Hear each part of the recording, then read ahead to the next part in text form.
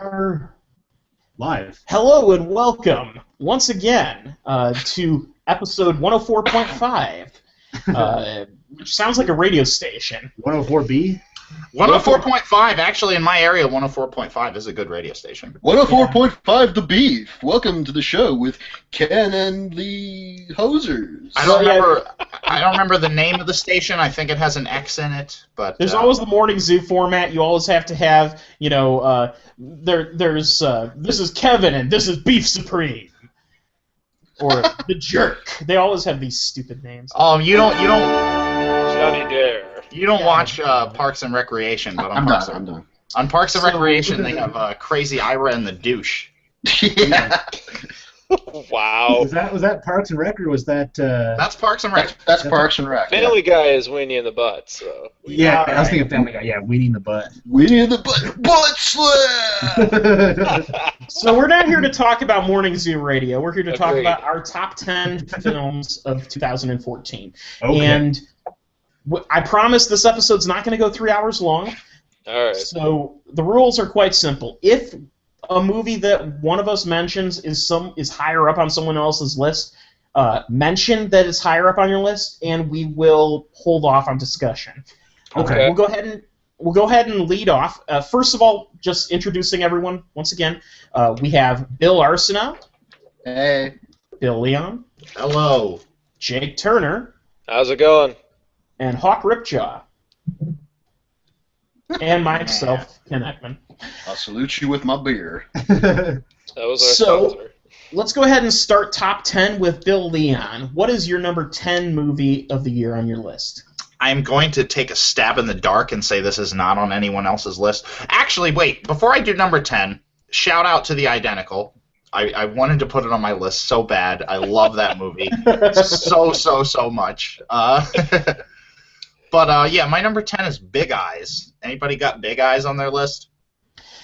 It didn't make my list. I enjoyed it, but... Did we want to do honorable mentions, by the way? Right, well, I just kind of... If you have one. I had an honorable mention, and then it fell off, so... I got 5. Yeah, mine was The Identical, but I wanted to see Gone Girl. I haven't seen Gone Girl. I feel like Gone Girl may have taken the number 10 spot for me if I actually got around to seeing it. But I'm fine with. I'm more satisfied with what Big Eyes represents for. It's all Tim Burton. I agree. Definitely. All right, that was great. So you appreciate the fact that Tim Burton is kind of back to doing a smaller story and focusing on character rather than just the goth version of Shakespeare. Basically, yeah. I mean, he's toned it down. He's getting natural performances out of actors. I mean, Christoph Waltz went a little over the top in a few scenes, but for the most part, he played it pretty naturalistic. I just enjoyed the hell out of this movie as Tim Burton taking a step back and chilling out. Like, in that department, I was not disappointed at all. I had a blast with this movie. Cool. All right, Jake, what's your number 10? Well, let me just rattle off my honorable mentions just really quick because I did top 15. Number 15, Equalizer, The Guest, The Drop, John Wick, and Guardians of the Galaxy. Number 10 is top 5. Chris Rock finally, he has found a way to actually make his best work to date. He gets to some of the best comedians in the business right now with like J.B. Smoove, Cedric the Entertainer, Tracy Morgan's in this movie. And he kind of takes a little Woody Allen vibe to it. There's a lot of walks down New York and telling a biography because it's not about him. It's about this comedian named Andre Allen that is kind of like a alter ego of Chris Rock in this movie. And it just has a lot of realism to it. And it really just touches on a lot of versatility within life. Like they talk about the good parts, the bad parts, and they don't make it all mushy and corny and all that. It's just pretty flat out, cheerfully vulgar, hilarious. I mean, it was my favorite comedy of the year. I couldn't stop laughing when I was watching Top 5, and also had a little drama to it. So I was really surprised by how much I really enjoyed Top 5. But it's Chris Rock's best work to date since Bigger and Blacker back in 2000. Mm-hmm. I gotta ask, for those who have seen the movie, is there any hostility towards Madagascar in this movie? No, not at all. It's never overtly referenced, and there's no jokes made about animation. So Okay. I will say more that Martin Lawrence with the Hammy the Bear kind of thing. They kind of take a shot at Martin Lawrence with all those bad action comedies he tried to do in the Big Mama's House kind of reference and all that stuff. Like they do Hammy the Bear, like he's like this superhero bear cop out of hell and all that kind of stuff, and makes trillions of dollars. So it kind of had like a little Tropic Thunder kind of vibe to it as well, with a little satire. So. And I would argue, with it being a bear, even though it's a live-action film, you could argue there's a little bit of commentary about the Madagascar thing, in that it's kind of easy and for a comedian to start doing a bunch of those commercial movies just for the paycheck, without really putting thought into, is this something that's really good for me as an artist, or is this just a career move? Mm-hmm. Yeah, you're absolutely right. And it's ironic that there's a bunch of comedians in the film, like, for instance, Adam Sandler, who have made some of those same mistakes, and you get a feeling that they know that there is some atoning to be done for some of it. Yes. Not to get too far off topic, but Adam Sandler did Funny People, and it was like he said, like, yeah, I know what I do is shit, but then he went back to doing shit. Right. Well, it's Adam Sandler just may be that in need of money. Maybe he's got a crack habit we don't know about. I don't know, but his shit makes the money. I have never seen in my life the Jerry Seinfeld that I saw in top 5. I couldn't stop laughing. Like, this whole movie as a whole, I almost fell out of my chair a few times. I couldn't stop laughing. I mean, because it just knew what it wanted to be, and it stuck to its guns, and it was very funny, and it was very witty, and also had a lot of good dramatic technique to it as well. So I was really surprised. But, man, that DMX cameo, I will never. You know what? I actually hesitate to even reference that cameo when I describe the movie to people, simply because it is such a gorgeous moment. It's a surprise. I haven't seen this movie. I got to get around to seeing it because it sounds right up my alley. So yeah, it was really good film. Number 10. All right, Hawk, you're number 10. First, I have 3 honorable mentions. I have The Equalizer, I have Gone Girl, and I have Dread Mist. Dread Mist. Nice. Dread Mist. Dread Mist was such a wonderful Christmas gift from you, Bill. For those that don't know... Well, hold on. I forget who. I think it was Clint from Alcohollywood. Shout out to the podcast Alcohollywood, our sister site in booze. Clint knows someone that edited that together, and he just posted it on Facebook. So it wasn't someone I knew. I just kind of found it. But you showed it to me. Yeah, I've shared it with all you guys. For those that don't know, Dreadmas is somebody took the movie Dredd, the fantastic action flick Dredd, and they basically all they did was they recut it. They didn't even recut it. They overlaid a Christmas soundtrack over the film. So during the opening chase sequence, you hear the Trans-Siberian Orchestra's Carol of the Bells, and it's just amazing, to hear it was like electric guitars while car chase at the beginning of the movie. And it works surprisingly well. I give you. They have the choice of music is so incredible. When Dredd is using his incendiary rounds and lights those guys on fire, obviously the song that plays is Chestnuts Roasting Over an Open Fire. And it's just brilliant, and I loved it so much. And Absolutely, I can't see the film. I cannot view the film the same way. This is for me, this will become my new annualized Christmas film over Die Hard, not over, but alongside Die Hard and Bad Santa. So I really loved it. My number 10 is Guardians of the Galaxy. Oh, excellent. Okay. Is that higher on anybody else's list? Yes, it's higher on mine. Okay. Then the honorable mention. Then we'll address it where it comes. Bill A., what's yours?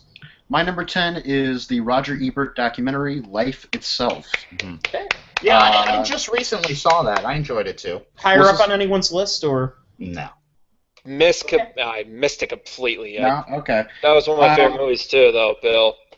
Okay, well, I caught it very early. I was an Indiegogo supporter of the film, So that gave me access to the live Sundance screening that they did online. Mm-hmm. And while the stream was kind of off and on, kept buffering and everything, I still got this very emotional feeling from the film. It mostly came from not just being a critic myself, but also seeing his hidden humanity that you don't normally get to see. Like I had been following Roger Ebert for a long time, not just his reviews, but also him on Twitter, and it was very profound how he could use 140 characters or less to express his views. So so getting to see him behind the scenes, behind all that, especially after his medical situations, his cancer and all that, and losing the bottom part of his jaw. Was really captivating to see how he doesn't let that interfere with his writing, with his communicating, and it really kind of hits you hard. Yeah, I think that's the best way to put it, is because you do get this enduring spirit, but watching him like that, is always uncomfortable. Mm-hmm. Yeah, but to me, almost better than that was watching the outtakes of him and Gene Siskel trying to get through a television promo. Oh yeah, that's my favorite part of the movie. That was my favorite part too, because it showed they go to it twice. The first time it shows you the antagonistic relationship they had on occasion, where they're just kind of being sarcastic to one another. The next one is them bad-mouthing Protestants. Right, and then the next one they're all friendly again, but the reveal was that in reality that footage was all done on one day. So it wasn't like we see him on a bad day and then we see him on a good day. That was all, that whole bit of footage, that outtake stuff was all in one day. So we almost get this like overall feeling that these two had a really rich relationship where they could badmouth each other and then they could go right back to badmouthing other people too. When Roger goes to McDonald's, he asks the girl for an apple pie before the fucking girl can ask him. I've seen those bloopers like millions of times. I'll never forget like some of the lines that they have in those. One thing I really loved about Roger Ebert's, Gene Siskel, and even the later years with Richard Roper is if you ever get a chance, go on YouTube and type up like the fun times with Roper and Ebert, or Siskel and Ebert. It's really funny like how they do their reviews. But this is like a critic's dream. Pretty much. Okay, this is your role model. This is your inspiration, and he clearly shows it because all he's trying to do, he's not trying to be like the greatest thing ever, but he aspired to do it, and he would just do it because he loved it. He got to do his dream. He got to do what we want to do in the future. We want to make our mark. We want to be like that, and I just really love the way that they did this. It was very stripped down and a good description on his life as a whole. I mean, that scene in the Cannes Film Festival, that was very well done. Well done, because he was always ripping on Gene Siskel off the air about it. Then he would get back and talk more Cannes Film Festival. So. I got a big shout-out to make, actually. SiskelandEbert.org. Archived, like, full episodes. Anything that exists of the old At the Movie Show, you can find it at SiskelandEbert.org. Fantastic search engine. Go there. They got full episodes, clips, like whatever exists, whatever they had access to is thrown. It's on there. So check that shit out. Certainly worth it. And moving on to my number 10. I'm just going to ask: Did anyone else even see Rosewater? No. But not by choice. It was not playing anywhere near me. It only played in my area for a brief weekend and a half, and it was dropped really quick. I was fortunate enough to get a chance to see it. Jon Stewart's debut feature, which I think the reviews of it, I think, were a little bit paternalistic in that they were very much saying, oh, well, he's a new director, so I think people dismissed offhanded some of the choices he made that I thought were pretty accomplished for a first-time filmmaker. The film kind of combines two things. First of all, at the basic level, the story is about this the true story of this journalist who, after appearing on a humorous segment in The Daily Show, which was actually shot in Iran, well, not in Iran, but that was shot just before you reached there. The movie, basically, what happened to this journalist? He was arrested and essentially kept in jail as a spy, where they were trying to get him to confess to being a spy and a propagandist for the West. But in amongst that is an additional theme, which is about the and kind of from an optimistic viewpoint on the way technology can fuel revolution and the spread of knowledge through the internet as sort of an unstoppable force that no regime can fully quell. And in that sense, the movie is, from a perspective of it's a simple story about a man's struggle in Iranian prison to maintain his sanity and to do what he can to maintain his dignity, combined with this very interesting story about how one of the most powerful tools that a modern revolutionary has is using knowledge as power, and it's something which is feared by any regime, and that's the reason why these regimes do what they can to suppress technology, but they can't. As technology improves and becomes more compact and easy to handle, it makes it difficult for them to suppress. And I really liked those two mixed themes. So we're going to go ahead and move along, unless anyone has any questions for me. It's definitely. I just want to say, it's definitely on my to-do list. I need to see this movie. I just haven't had the access to it. Yeah, I definitely recommend it, and I think it's an entertaining movie that has some bizarre humor in it. Even though it's a drama, it has some humorous moments that feel very much like a Jon Stewart kind of thing. And it is certainly, as a first-time filmmaker, I think he makes an impact. And I think the movie was shoved a little bit too far out. So, number 9, Bill Leon, what is your number 9? My number 9 is St. Vincent. Is this on anyone else's list? Tied. Really? Okay. Oh, Nice. wow. Very nice. Very nice. Yes. All right, talk Number about 9. it, both of you. Go ahead, Bill. I went into St. Vincent kind of skeptical because it's like Bill Murray. It just felt like he was bored and he wanted to star in a movie. But that's not what this is. This is great. This is this curmudgeon-y, cynical, old alcoholic man who learns to trust people again and love those around him. And it's a really simple film, but it's really effective. And Bill Murray fucking nails every scene he's in. I kind of described the film when I saw it as a less cynical Bad Santa. Yes. That has nothing to do with Christmas. Right. I couldn't agree more, because that's exactly what I was thinking when I was walking into this, but then I saw that the director was Ted Melfi, and he has a very independent filmmaker kind of vibe, and he really taps into the characters, the description of them, and every character in this movie is likable. I mean, even Naomi Watts, she just cracks me up throughout this whole movie. Along with Bill Murray, Melissa McCarthy is awesome in this as well. Absolutely. And I love the relationship between the kid and Murray, because at the end of this movie, they find a way to tug your heartstrings, not in a manipulating way, but in a realistic way. Like, you sit there and you're like, man, I know this is filmed like a movie, but dang, that got to me. I mean, let me ask you, did you guys both sit all the way through the credits watching Bill Murray sitting in that lawn chair? Oh, hell yeah, I reveled in that because, well, first of all, one thing that really sold me on the movie within the first 10 minutes was the use of the soundtrack and the old 60s stuff that they were kind of throwing in there. I love that stuff. Yeah. And really, like, it's such a triumphant end to the film. To just sit there and watch him relax was just a lot of fun.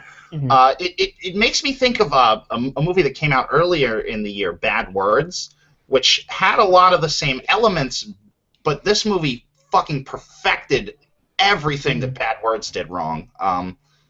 Bad Words was passably entertaining, but you're right. It captured the curmudgeon aspect of the character in a way that was endearing, while at the same time you're like, this guy has some serious problems that probably needed to be addressed 30 years ago. And what really made it so effective is that these characters sounded real. Like, there were scenes in this, like, you hear Melissa McCarthy, she does her thing, she knows how to do those one-liners like a Pez dispenser, but she does it in such a natural way, like, you catch it, and you can't get enough of it. You don't want the film to end. It never, like, loses its tone. It was such a great film. It made me think of, like, very old-school filmmaking, and I like films that really emphasize characterizations upon their storyline. So, yeah, St. Vincent was just an outstanding movie. I will tell you this: characters make or break movies for me a lot of the time. Absolutely. If I can't get with the characters, like, my interest, more often than not, is immediately lost. And so would you say that like the characters? How are you supposed to like the movie? Right. So in your book, Bill, are characters welcome? USA. USA. Channel 25. Oh, please tell me Suits is TiVoing at 8. I loved St. Vincent quite a lot, actually, and it didn't quite crack my top 10, but you know what? If I had any movie to throw in as an honorable mention, I guess that's one to say.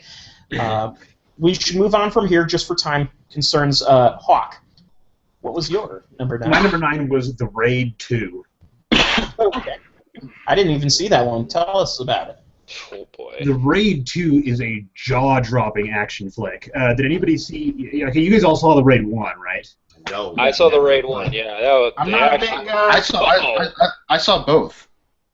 So. The Raid 2 is the quality of action of the Raid 1 with a larger budget and a greater scope. It picks up moments after the Raid 1 ends.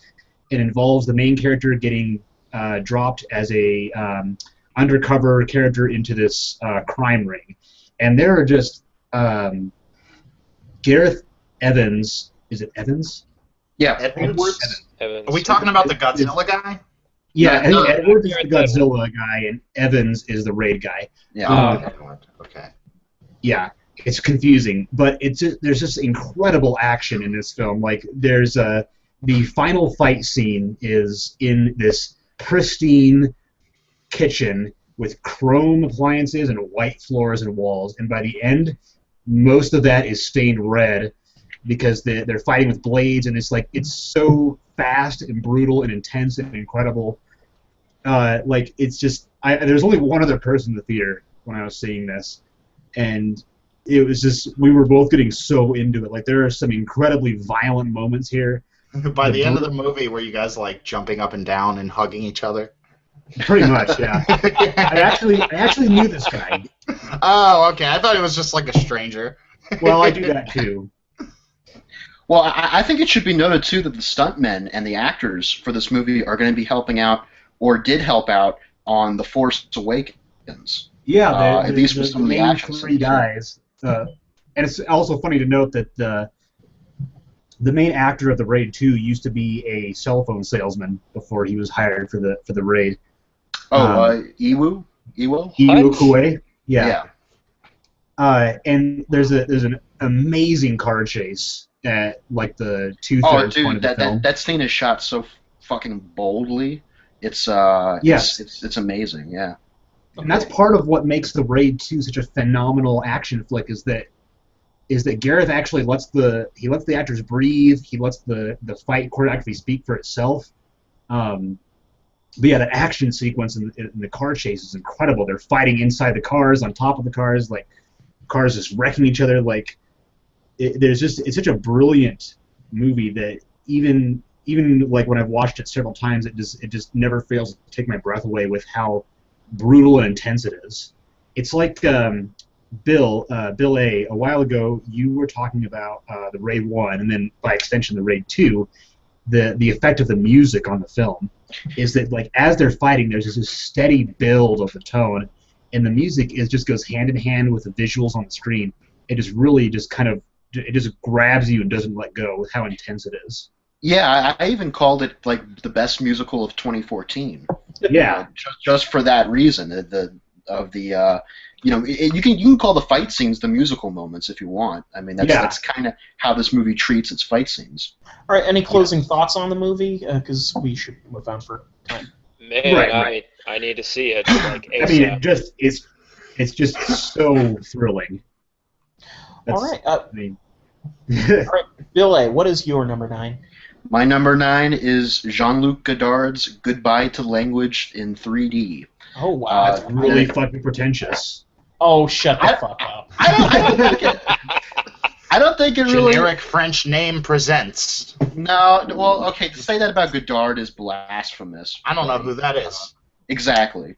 I like it. It's at the bottom. Sorry, Leon, but it's true. I mean, you don't know who Leon. Godard is. I heard about this movie, and I heard that the 3D was spectacular, so tell me about it. Well, okay, it's I caught this at the New Orleans Film Festival, and at a really nice theater. I sat in the back row, and I wasn't sure what to expect going into this, except that Godard lately, the last couple movies he's done have been digital and have been very bold and experimental.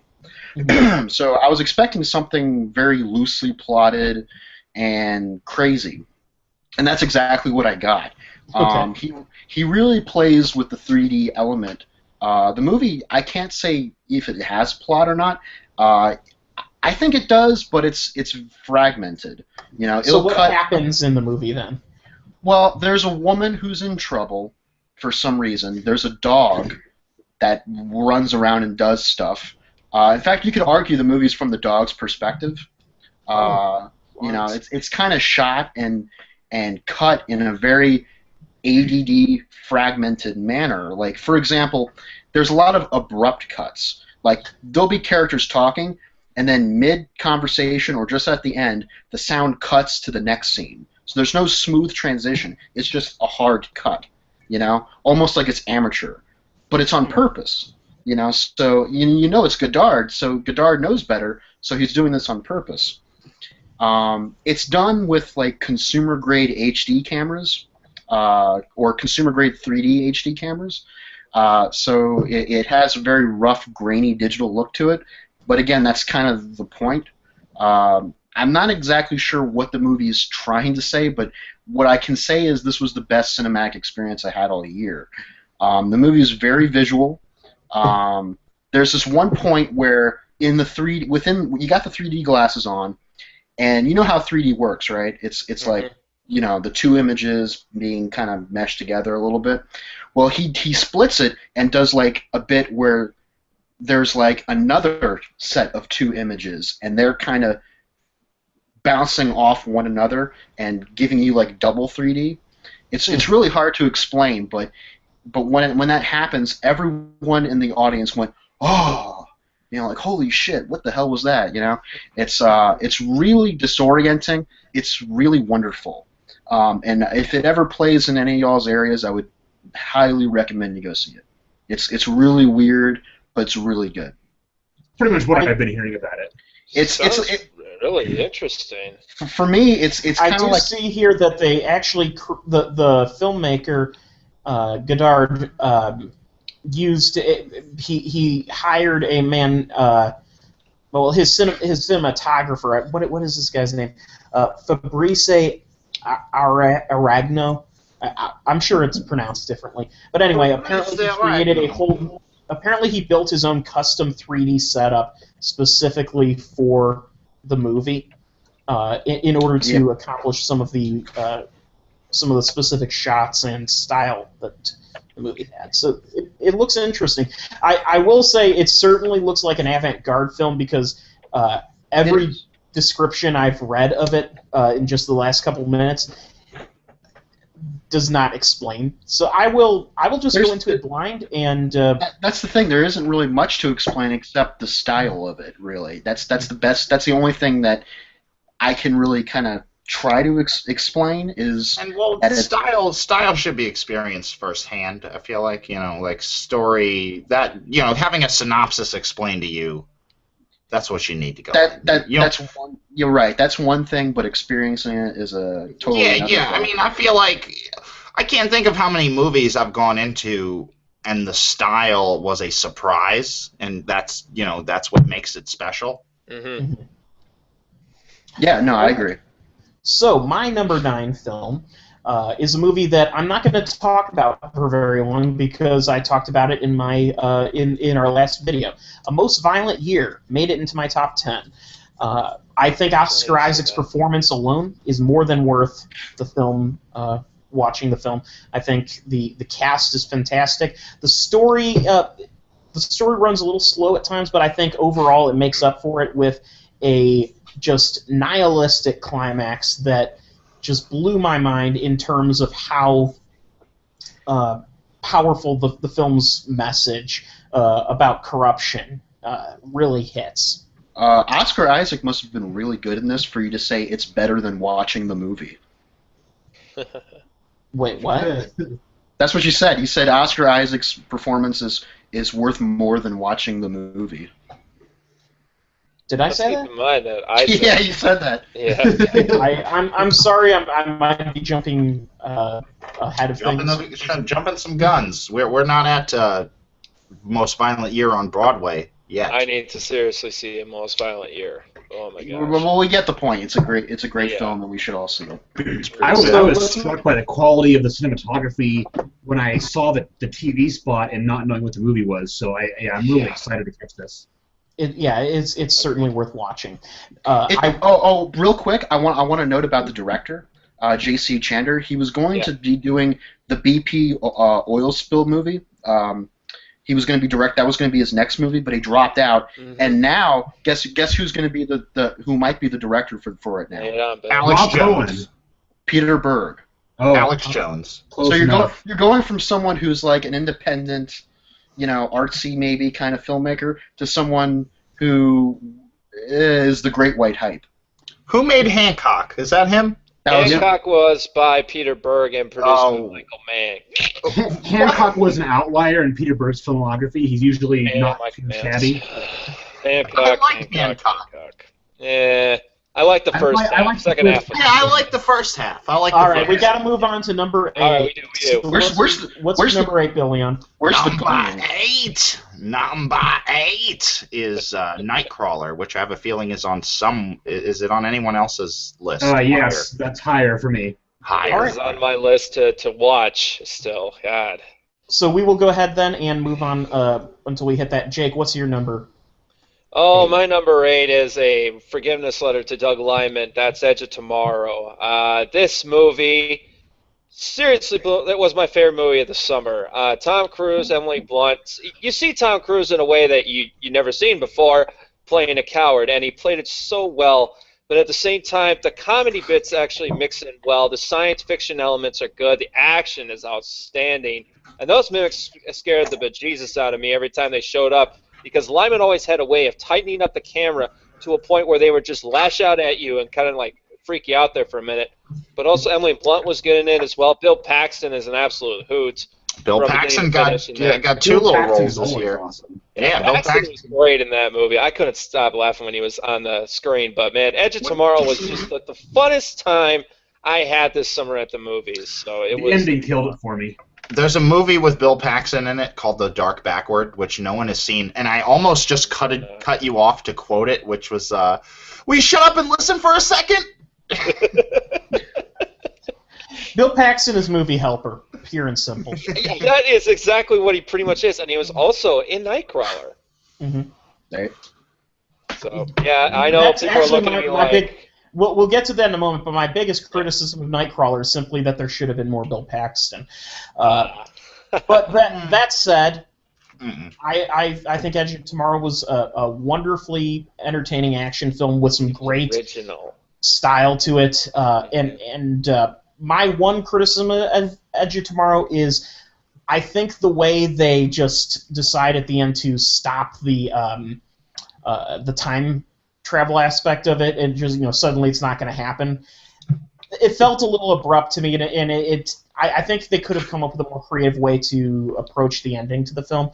Okay. But that said, the first 3/4 of the movie alone is spectacular.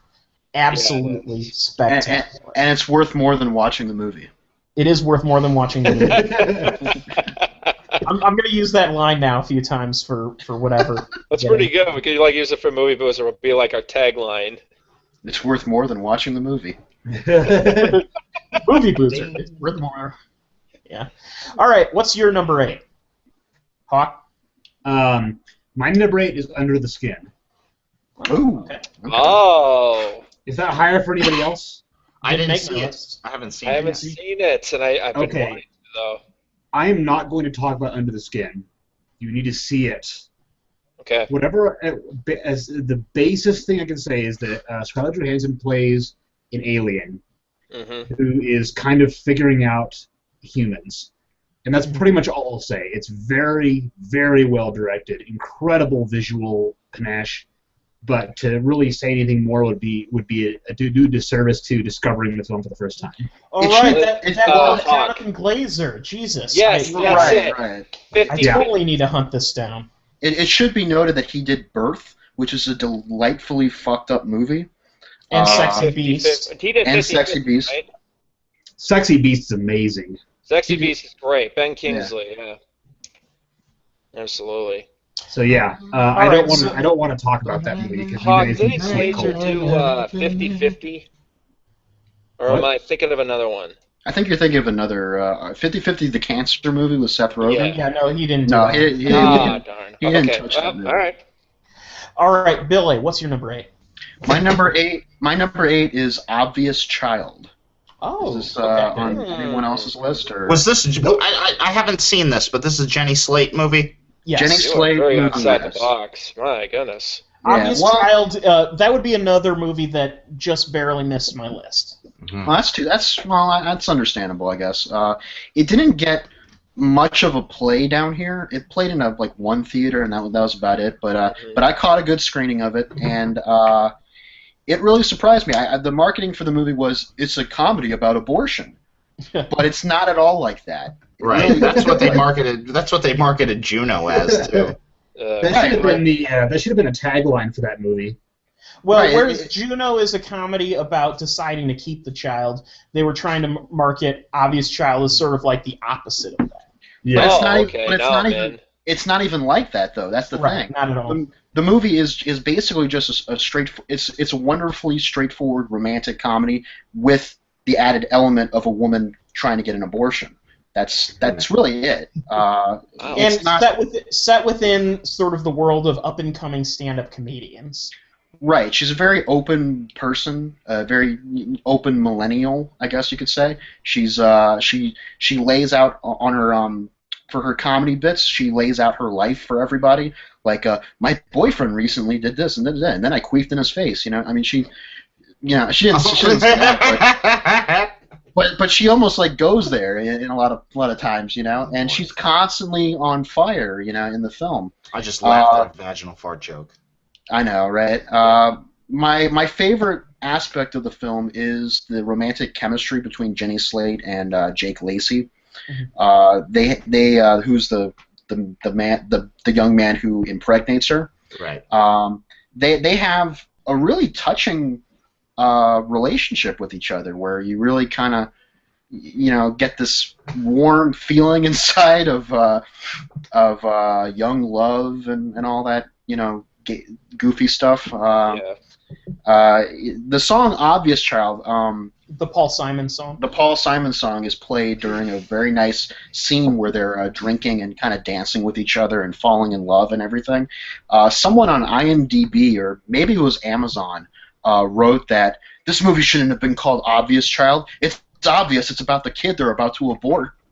And I was like, no, you got that completely wrong. I think the It's thing, shocking how they get that wrong. I feel like the thing about the thing behind the title "Obvious Child" for this movie is it's actually Jenny Slate who is the child. It's referencing her, yeah. It makes Right. it very clear in the movie through her performance that her character is just not mentally responsible enough to have a child. It would be a child abuse for her to decide that she's going to rear up a child because she's not. Well, she's responsible enough to acknowledge that fact. Right. Because she makes that decision, like, look, I'm not at that point in my life. I need to go through with this. And they handle that stuff with a lot of strength, a lot of courage. They don't make fun of the abortion stuff, really. They don't. It's not an abortion comedy, people, okay? They take these elements of the film of the concept seriously enough. It doesn't feel like a South Park thing where they're just making jokes to shock you. Right, like the Christopher Reeve episode where he's like sucking miscarriage babies and for stem cells or something. Or how about the Woodland Critter Christmas, where literally right. Yeah. Works of art, people. Yeah. Well, funny though that is, it's pure shock value humor, and that's which is fine. It's fine in its own context. It works for a half-hour cartoon series, but it's not quite as effective in terms of a full-length movie. Unless it's a trauma film. That's interesting. Yeah. But anyway, Obvious Child, it's not what they're marketing it as. It's very much a sweet romantic comedy, and I would highly recommend it if you're in the mood for such a thing. Why not? All right. My number 8 film is, I have a feeling that it's probably higher up on someone's list, John Wick. Yeah, it's higher on my list. It's number 11 for me. Even though I loved it. Higher on my list. So we'll go ahead and move on. We'll go ahead and move on then. Bill Leon, what's your number 7? My number 7.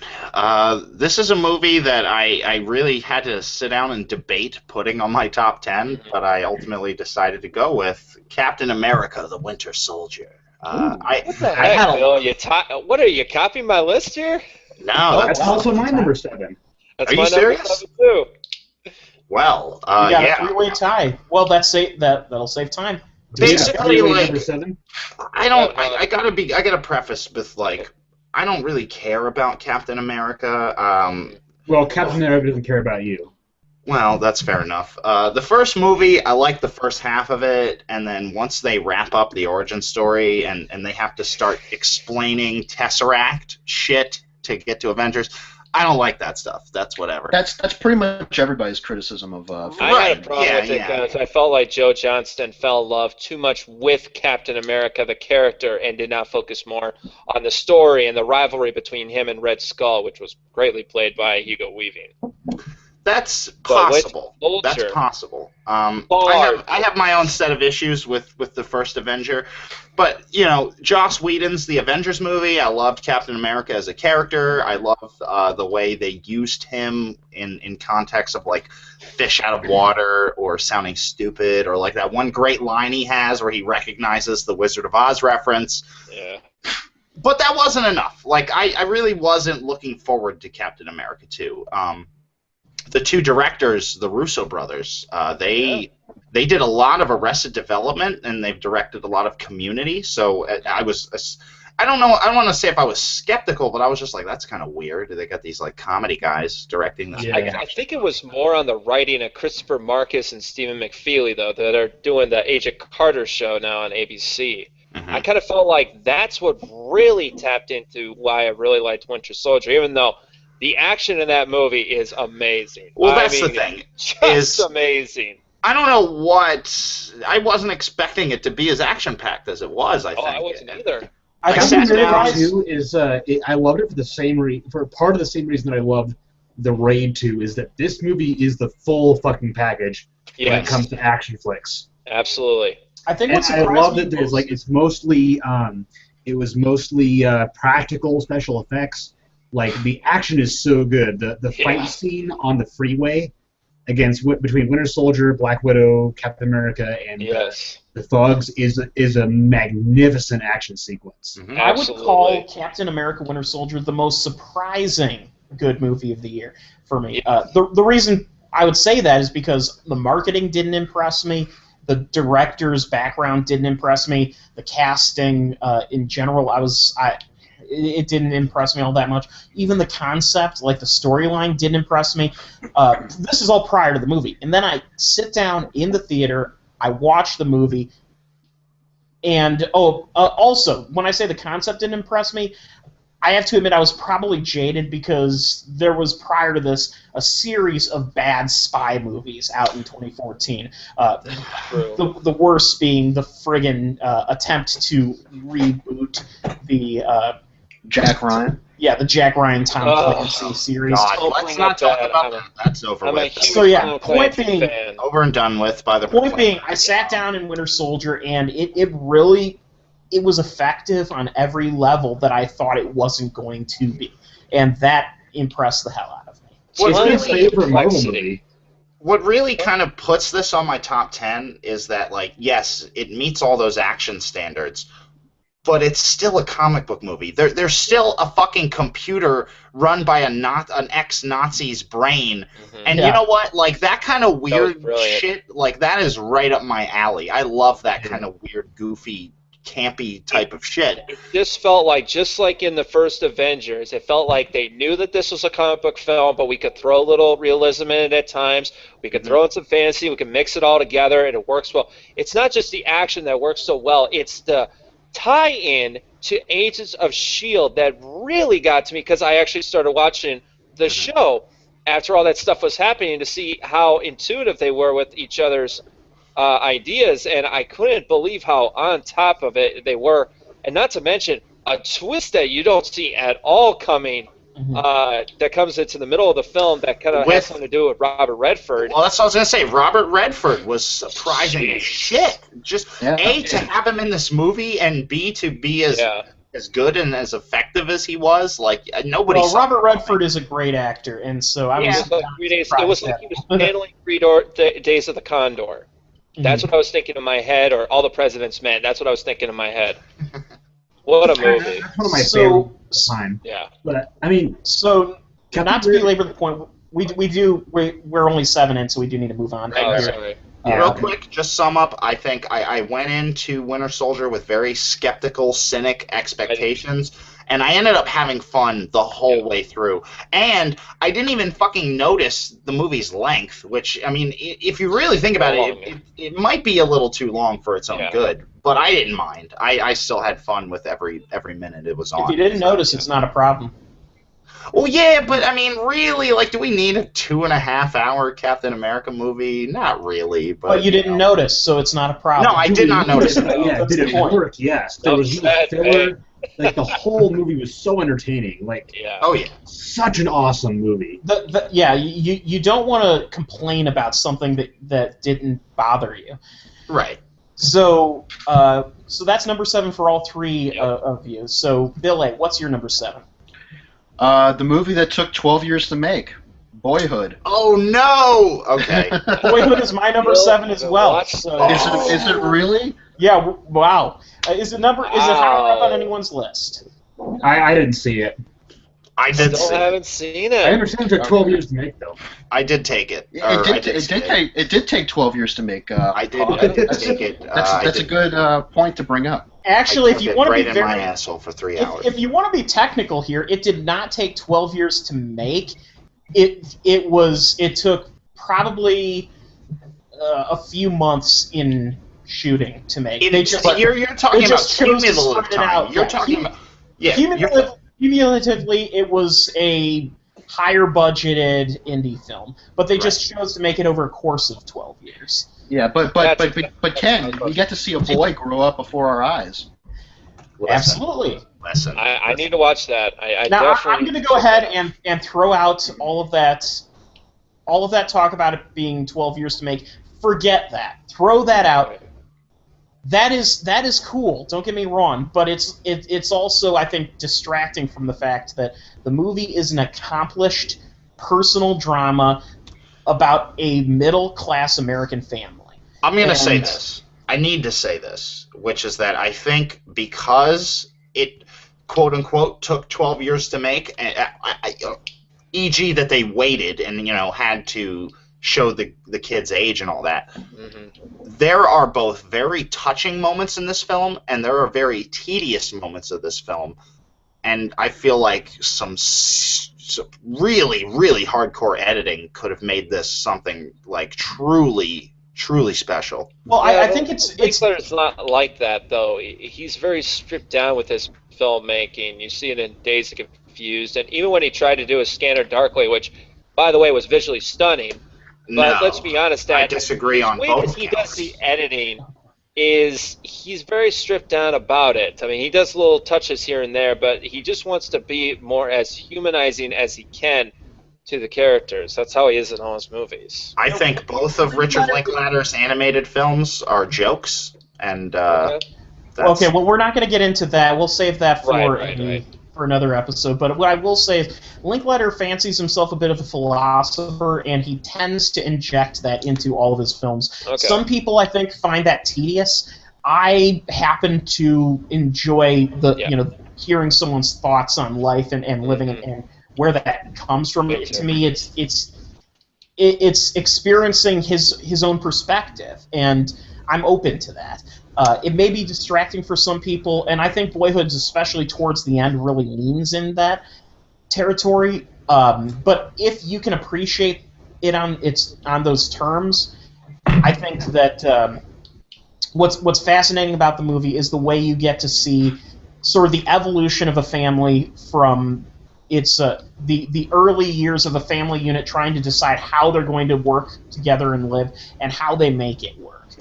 And pardon me, one of the more daring aspects of the film that took me a while to fully comprehend is how it, in many ways, avoids soap opera like drama. There are a couple. Agree with you. I gotta cut in and disagree with you right there. I have never had so many conflicting thoughts during a film before, where it's like I really connect with this. So where are you disagreeing with me? Let's point it out. I think. Well, okay, it depends on what you consider soap opera and overly dramatic. But I think some of the bonding stuff is a little schmaltzy. Like some of the whole like he's growing away from his mother. Like that was when there's that one point where it all comes to a head and Patricia Arquette has her one scene where she shines. But building up to that, it gets a little schmaltzy when he's like, "Fuck you, Mom." You know, that kind of stuff.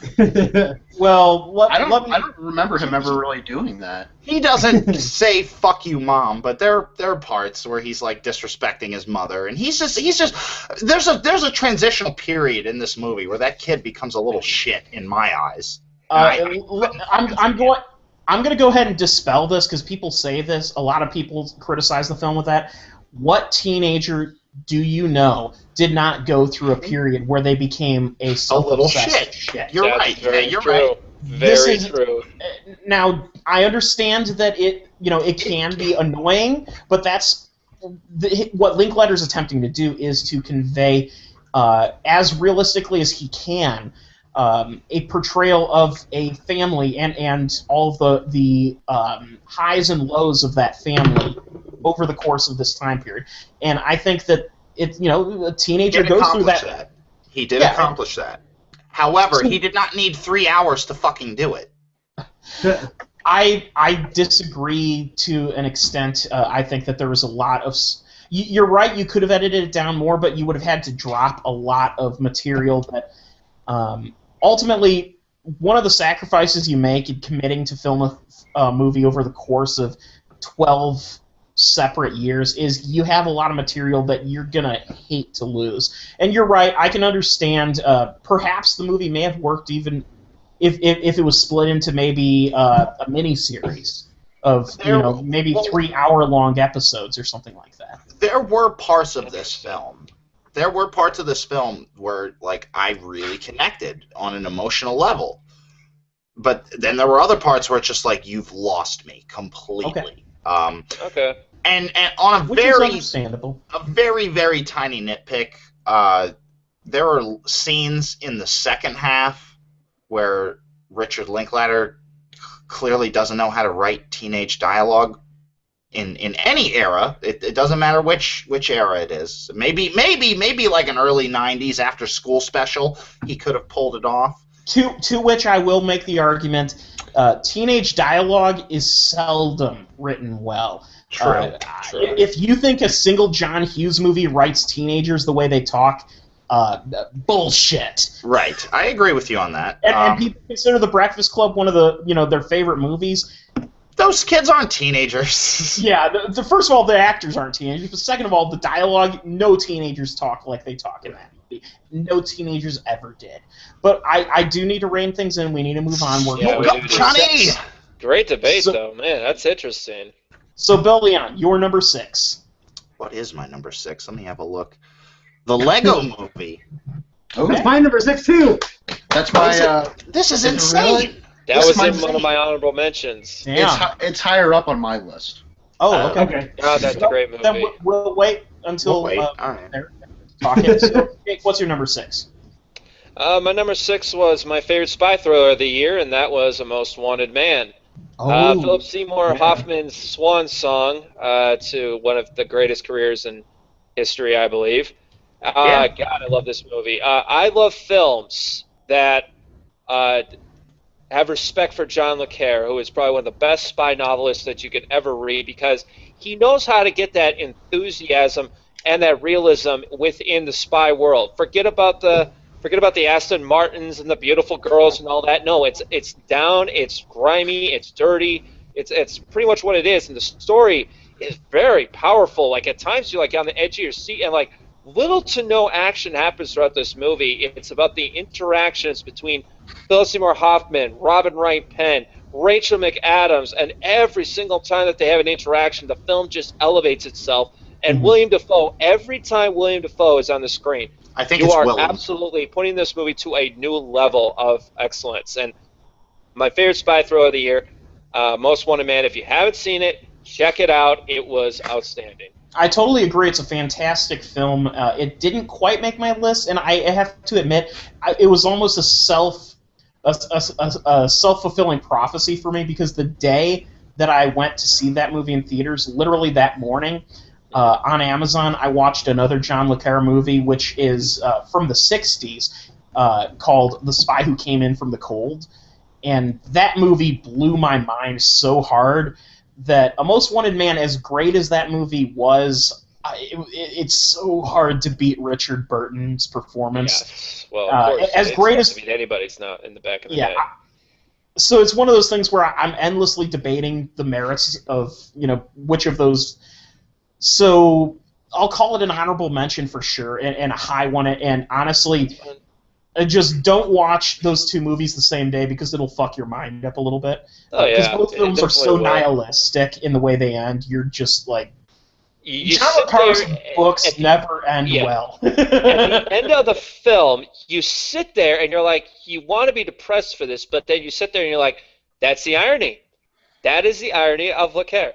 Always has been. Yeah. If you haven't seen, by the way, The Spy Who Came In From the Cold, I believe it's free streaming on Amazon Prime. I'm going to have to watch that again. Fucking see it. You have to see it. There's no excuse not to. And Most Wanted Man as well. All right. Own it. Bill A., what is your number 6? My number 6 is Richard Ayoade's The Double. Really? James Katzenberg. Okay. Is that on anyone? Probably not, but is it on anyone else's list? See that one, but I didn't see it, but I saw Enemy, and I really loved that.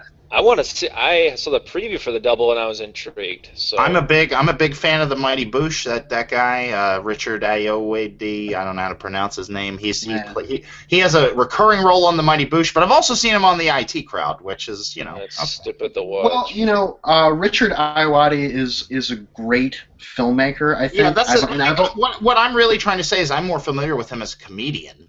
Yeah, I mean the guy is extremely funny, and you can tell through his filmmaking that he's extremely funny. His screenwriting and his direction. The movie is it's based on Dostoevsky, but it's got such a Kafka-esque edge to it. Franz Kafka, that We're getting highly intellectual on this podcast. Well, barely intellectual. Pseudo on my part. I don't. All you need to know to understand Franz Kafka is that he was a critic of bureaucracy. So let the Harmony Korine advocate talk Kafka. No, I'm just fucking with you, Bill. I love Korine, but no. I know. I'm a big Kafka fan. I've only read The Trial, but that's only because it's my favorite Orson Welles film. And I really love movies that are hilarious, but they're not really telling a joke, but they are. You know what I mean? Like The Dark Backward. Where the circumstances are just inherently funny, even in spite of the fact that no actual jokes are. The movie is completely absurd. You know, Jesse Eisenberg lives in some weird dystopian type apartment complex. He works in a bureaucratic office that's really dystopic looking. Like, it's really like depressing for anyone to work in. And suddenly, out of nowhere, a doppelganger shows up of him, and he's completely like the opposite. He's, the real character is shy and awkward. His doppelganger is like outwardly and charismatic and confident. Right, exactly. And everything that happens from there is just comic gold. But it's done in this absurdly dark manner, like, because you see throughout the film Eisenberg increasingly getting more paranoid and more almost not insane, but almost mentally unhinged, and meanwhile all these horrible things are happening to him. It's like just piling one thing on top of another on top of another, and on top of that, the filmmaking is just superb. You got the photography, which is it's framed so well, it's like a painting. You know what I mean? Like, there are Easter eggs that are kind of telling the story on a deeper level, which I really appreciate whenever a filmmaker decides to do something like that. Ayoade is very clever. He's very witty.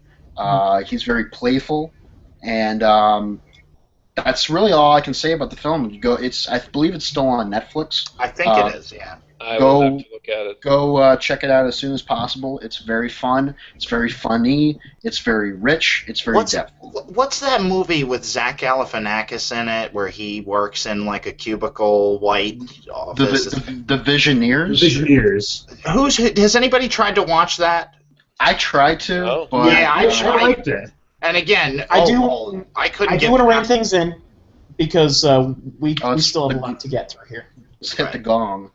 Ken, what is your number 6? My number 6 is Dear White People. This is higher up on my list. That is higher up. That is higher up on my list as well. All right, Leon, what is your number 5? Stapler. Let's see here. Stapler is not a movie. What is your number 5? My mouse is stuck. Hold on. My Mouse is Stuck is also not a movie. I think it's Guardians. I think it's Guardians of the Galaxy. Hold on. Number 5. It's Guardians of the Galaxy. It's Guardians of the Galaxy. Okay. Is that higher? Guardians? Okay. Does anybody have this higher up? It was in my honorable mention. Right. Oh, really? Okay. Okay. Well, so Guardians. It was my number 10. Right.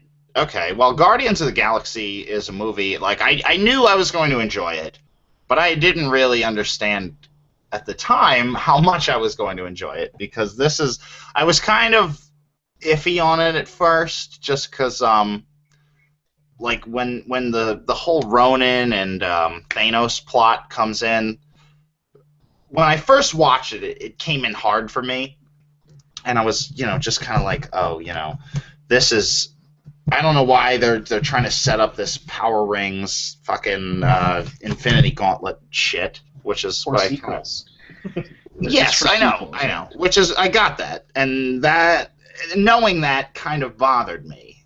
But really what sold me on the movie was the Guardians, the cast, their personalities, how unlikely of a team they are, and how they come together and work off of each other. Like, it's like Winter Soldier, just like a lot of fun. But I think I liked the characters here just a little bit more. Absolutely. Yeah, it was definitely fun. James Gunn did a great job directing it. It was he did. kind of like refreshingly weird for Marvel. It kind of charted a new path for the cinematic universe, where, like, so far we've had these superheroes with whatever, and then but it's all grounded on Earth, kind of in reality, and then we have Guardians of the Galaxy, which is totally bizarre. I think it definitely works as kind of like a new frontier for the MCU. Well, part of it, like, Super was one of my favorite movies, not just of 2011. I saw it in 2011, but I think it debuted in 2010. But I love Super, and I was, immediately taken with James Gunn's style and the way he writes. And yeah, I have that DVD too, but it's in storage. In fact, knowing, and that's the thing, is like immediately after seeing Super, like I followed James Gunn on Twitter and Facebook, and I've pretty much been following Guardians since he got the deal to make it. So until we got that first trailer, it had always been this kind of curiosity, because I didn't know anything about the comics. I didn't bother to go read the comics. I kind of, like everyone else, wanted to go into it blind and be introduced to it through James Gunn's interpretation. I will tell you the moment where Guardians of the Galaxy won me over absolutely. At the opening sequence, while the music is playing and Star-Lord is dancing, when he kicks that one animal and then starts using it as a microphone and swinging it into it. Yep. That to me felt like a directorial choice from James Gunn that was just, you know what, it was a sign for you to just loosen your ass and enjoy the movie. This is a movie meant to be just fun. Question, Ken. Has anyone ever used the phrase "loosen your ass"? Yes.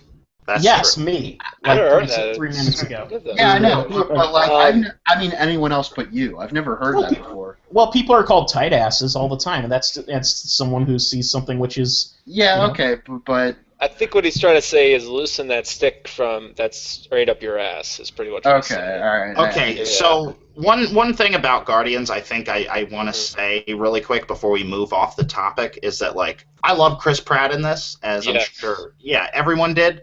I don't think that means he needs to go star in Jurassic Park and Indiana Jones and do all these things now. Like I think Don't honestly, touch Indiana Jones. he's going to do it.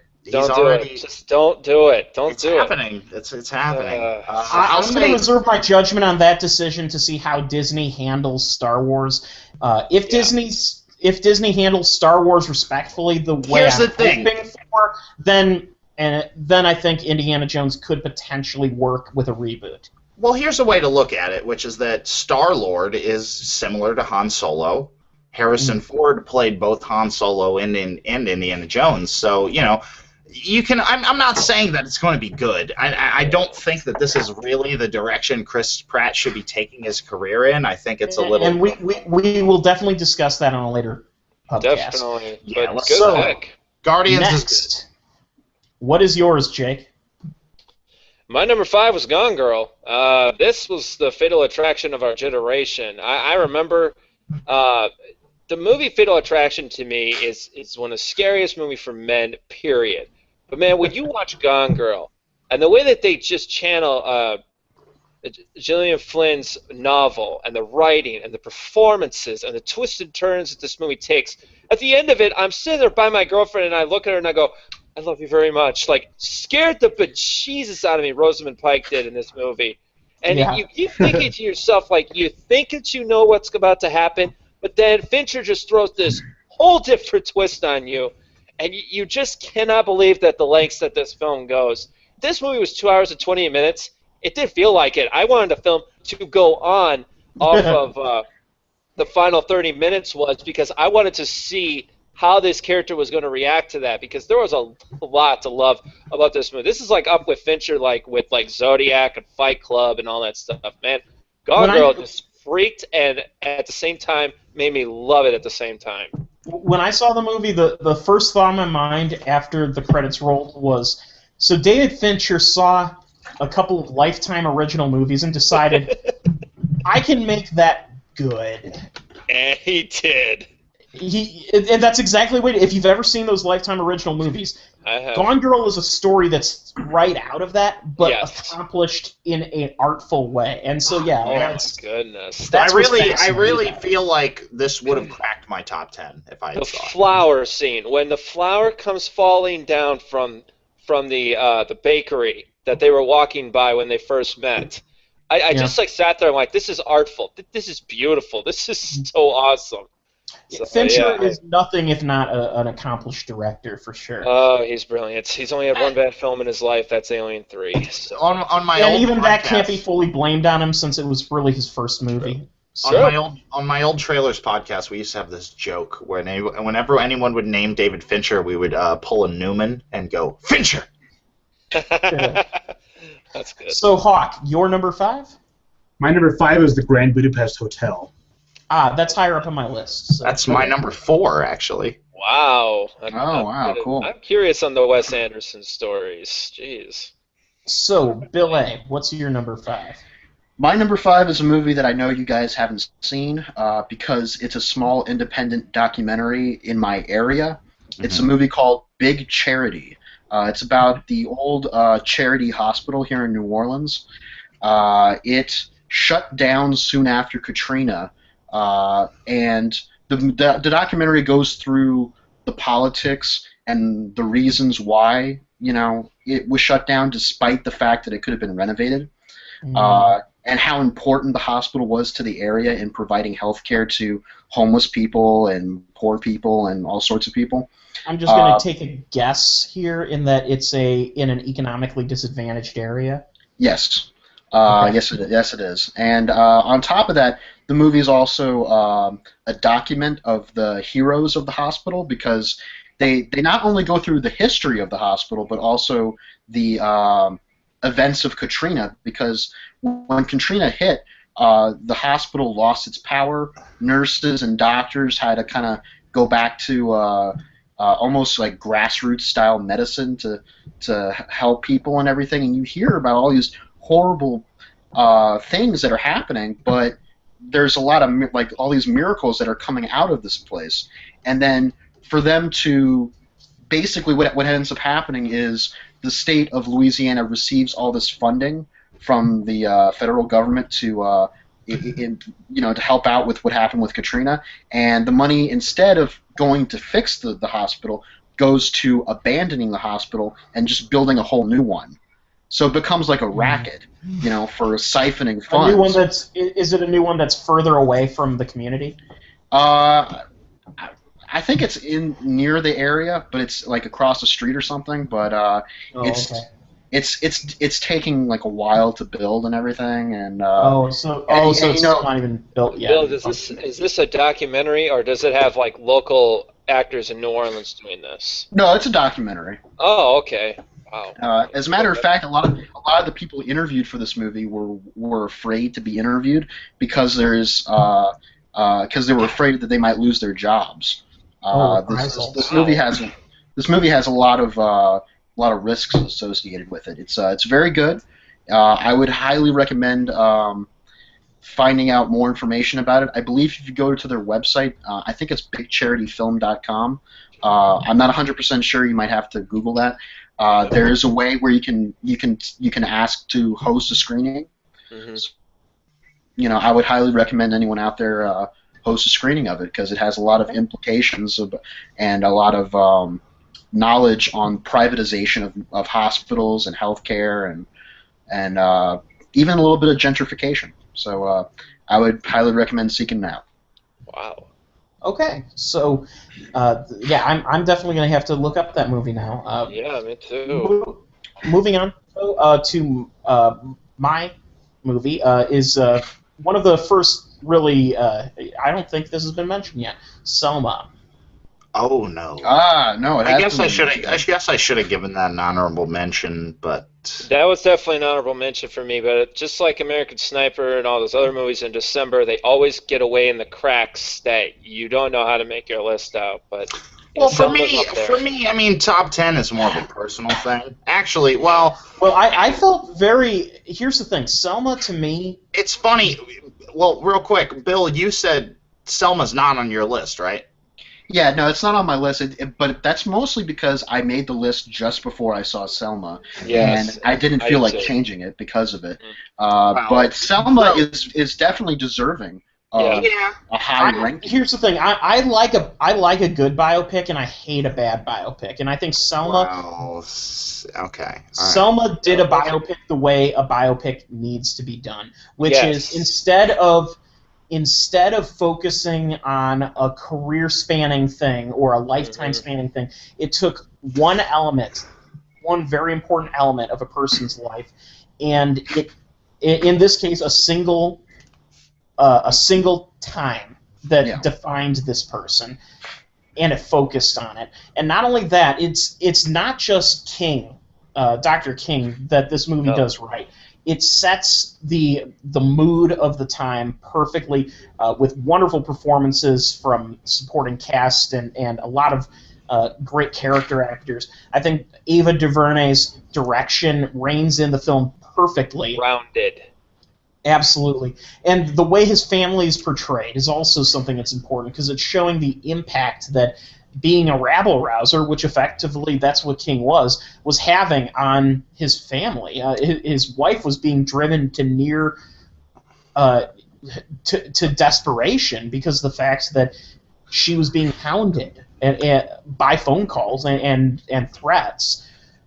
And I think the movie really captures this period of time brilliantly. Yes. Can I speak openly and possibly controversially? Yes. I want to hear. Listen. I'm open to your thoughts. So all right. I'm going to do this. First, let me ask you, Bill. Civil way. Bill, did you see Selma? I did. We talked about it. I watched all of Selma. Okay. Yeah. All right. Okay. Actually, going back to Bill Arsenault's number 10 pick, Life Itself, there's an interview with Ava DuVernay in that movie. Yes. And I look at Selma a little differently now just because of that interview with her. She reminds me of Spike Lee in that, like, she's not. It doesn't seem like she's taking a progressive stance to things. It seems like she very much sees things still in a certain way, and it doesn't seem like she's focused on the bad. I feel like that's really what I got from that interview with her. On the bad, because I disagree. I disagree with that. I think opposite of Spike Lee, to be honest, because I feel like if Spike Lee was probably a bad comparison. I shouldn't have brought Spike Lee's name. Let's be honest here, but let's be honest here with what this film does very well is that it's grounded, it sticks with history, and it shows the innocence of these nonviolent protesters were trying to do. All they were trying to do is something simple: vote. That's it. I agree with that. Yeah, and I was shocked. This is why I like this pick on your list, Ken, is because this movie for the first time actually made me think to myself, you know what, Oprah? You're getting it. You're understanding, because she wrecked that dumb Butler movie and that Precious movie that really made me mad, because I didn't like the way that they made it like so important that a butler was like the main story of it. In Selma, this actually tapped into a lot of differences with it. I mean, it wasn't just Martin Luther King. They actually had good, realistic character portrayals of everybody else on this. I'm sorry to tell you that, Bill, but that was just my opinion on the butler. That's okay. Yeah. But like the violence in that movie felt so real. Like you sat there and you were like spooked. You were like, oh my goodness. There's a visceral nature to it, where movies like The Butler, to me, which, don't get me wrong, I thought The Butler was a good but flawed movie, but where this movie, I think, is of a higher level, is simply of the nature that it doesn't feel like any moment of it is being romanticized. Right. It feels like they are telling the story as close to a human, as close to a historical account as possible, without sacrificing the cinematic nature of the film. A film that I think did, and it also does not deify Martin Luther King either. It points out that he had flaws as an individual. Yes. Right. Without insulting or anything like that. And that's the thing. He was a fully rounded character. A movie last year a movie in 2013 that I thought was grossly underrated was Mandela: Long Walk to Freedom, because that movie had the balls to point out that Nelson Mandela was a human first. And this movie does the same thing. That's what biopics should be, though. I mean, if you're going to tap into an event like this of such importance, where the Voting Rights Act is passed, you got to focus. You got to make sure that everybody's humanized in the film, and that's what I really loved about Selma, because David Aiello. Oh my goodness, it was scary how alike he was to Martin Luther King. Did you say David Aiello? Because isn't that an Italian actor? I think I said Aiello, right? Yeah, you said Danny Aiello. Danny Aiello is the guy. He's the Italian actor who was in. Right, and do the right thing. Why did I say it? You said Aiello. You said David Aiello. The guy's name is David Oyelowo. Yeah. David Oyelowo. I don't know. I'll just go ahead and Good to 6 on here. Moving right along. For time purposes, we do definitely need to move on here. I'm going to close up on Selma by saying that. Oh, you're going to close up on it? Yeah, because everything I said, I'm going to clear up when we discuss Dear White People. Okay, all right. Okay, fair enough. All right, I'm looking forward to that. Okay. All right, you're number 5, Bill. Oh, number 4, right? Oh, Yes. yeah, that's right. I'm sorry. You're number 4. Wait. Yeah, okay, we're back to me then. Okay, my number 4, and I think it was Chris's number 5, was the Grand Budapest Hotel. Yeah, I think it was Hawk's number 5. But, Chris's. Yes. Womp, womp, womp, womp. I fucked that up. The Grand Budapest Hotel. So, Grand Budapest is higher up on my list, so we can go ahead and okay then. So, Jake, what was your number? You had to draw attention to it. What was your number 4? I really hope this guy gets the Best Actor this year. Michael Keaton, Birdman. This movie. That's higher up on my list. That's my number 4 We're as gonna well. talk about it then later. Go ahead. Yeah, it's my number 4 as well, but it's higher up on your list, Bill? Yes. All It's right. higher up on mine as well. All right, Hawk, yes. what is your number 4? My number 4 is Nightcrawler.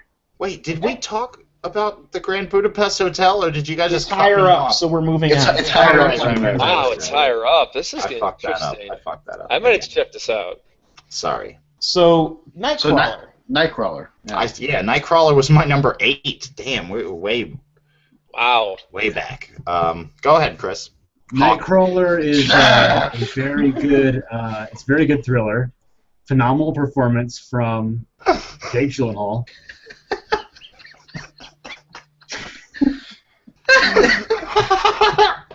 So here are the rails, and here are we. We are way off those rails right now. We're doing better than we were before, but like the last time. Better than last week. So Nightcrawler. Nightcrawler. Jake Gyllenhaal's performance was absolutely amazing in Nightcrawler. I thought that it was really. It's hard to do a psychopath effectively without it be falling into the territory of, I think, self-parody as a performance. I think Gyllenhaal definitely. This movie's been compared to American Psycho, and I think rightly so. Would you agree? Yeah, I mean it's very powerful. I think I really liked the way that Jake Gyllenhaal portrayed the character. The character himself was very creepy. Mm-hmm. I like that 90% of the movie took place at night. I don't know. This is a very, very strong film. I really wish that he would have gotten a Best Actor nom for that.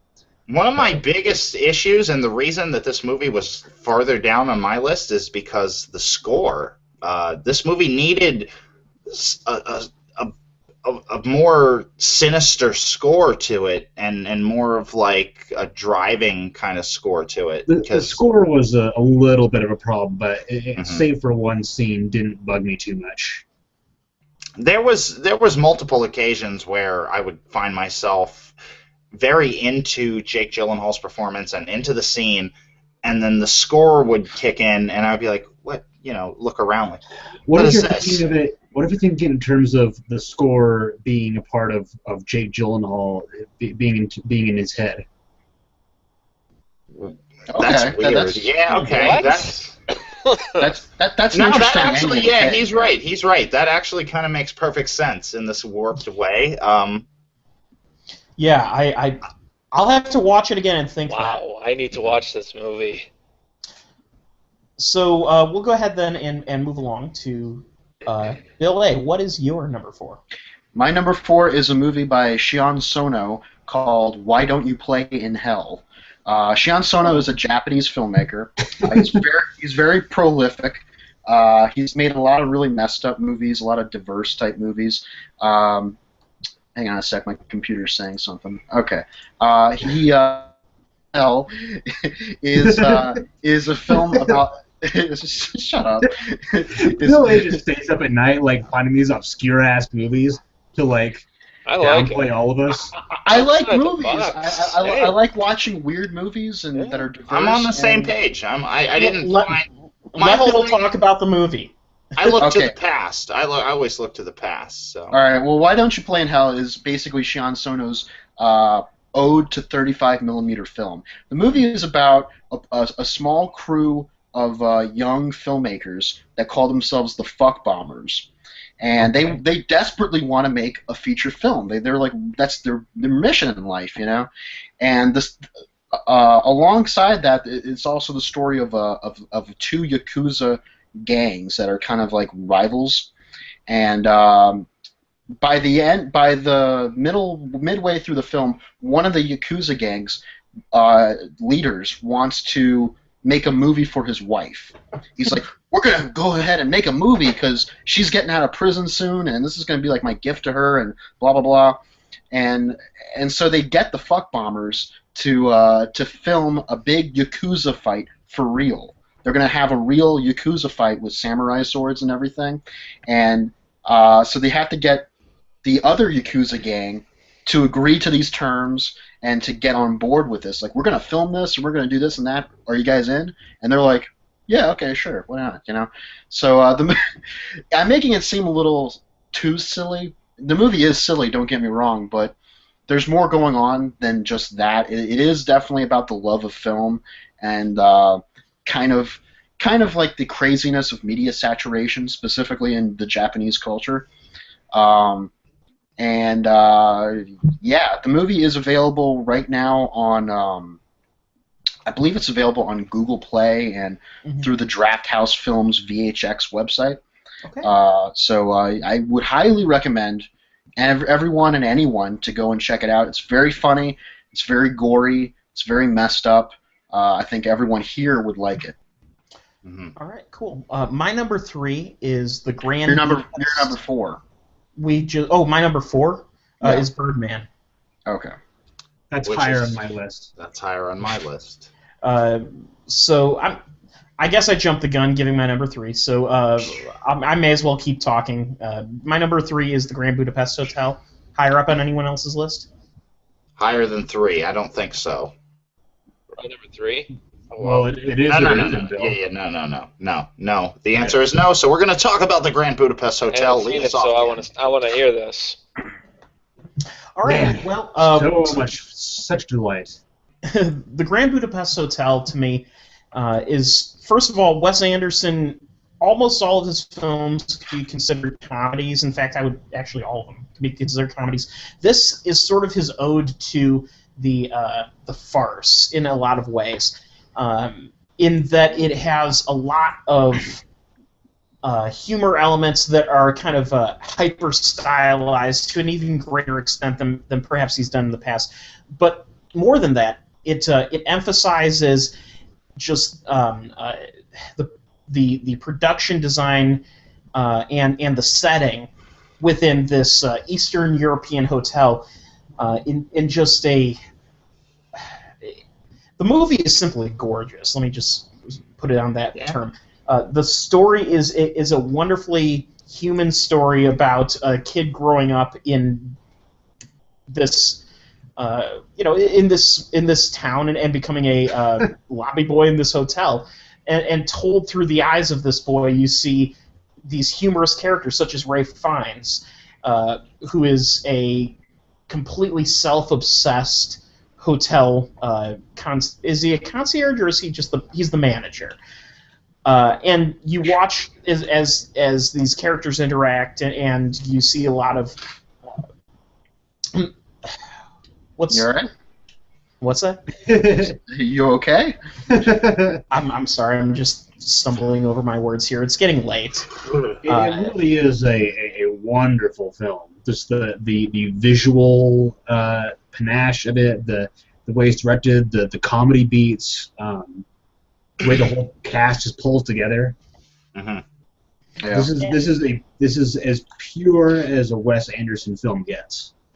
The one thing I can say about Wes Anderson films in general is they have this roadshow aspect to it where he uses a lot of the same actors in every movie he does, and you get that feeling where it's a bunch of people who come together because they all believe in Anderson as a filmmaker, and they want to do the best work they can with him. Mm-hmm. And regardless of how small the role is, because some of these actors might have 2 lines in the film. Bill Murray, I think, has a line in the movie, and yet it is so distinctive, and it's such a wonderful little moment. He delivers it with such sincerity, you know, like this is my time in the movie. This is the only shot I got. I'm gonna make it worthwhile. And he's like, please. It's really hard to encapsulate, though, what makes the Grand Budapest Hotel great, other than to say that it is a good movie feels like you're entering a world. There's world building within it, and he tells the story through this storybook lens that just feels so engrossing, and it allows you to completely separate yourself from stark reality. I would argue that's actually what the movie itself is about. It's about world building and imagination and stuff. Like the movie starts with a little girl going up to a statue and opening up a book, and then we go to the author of the book, who describes his writing process. Then we go to the story of the author meeting the hotel people, and then we go to the actual story proper. So it's almost like one of those Russian eggs.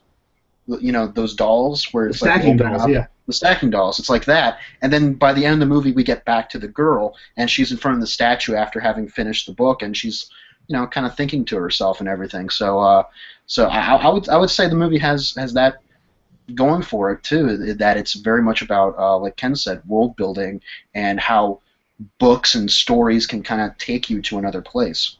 Mm-hmm. You know, another time, nostalgia. You know. And that's a recurring theme in Wes Anderson films, but I think it really he touched on it even deeper in this movie than he has in a good long time. I still maintain that Rushmore may be my favorite film of his, but this is probably his best since. Cool. All right, so I jumped the gun there, so I'm going to go ahead and go back to the order. Billy, what is your number 3? Well, I got to go back to our discussion of the worst of 2014 and certain comments I made about A Haunted House and Marlon Wayans. And before you go on, this movie that you're about to talk about is higher on my list.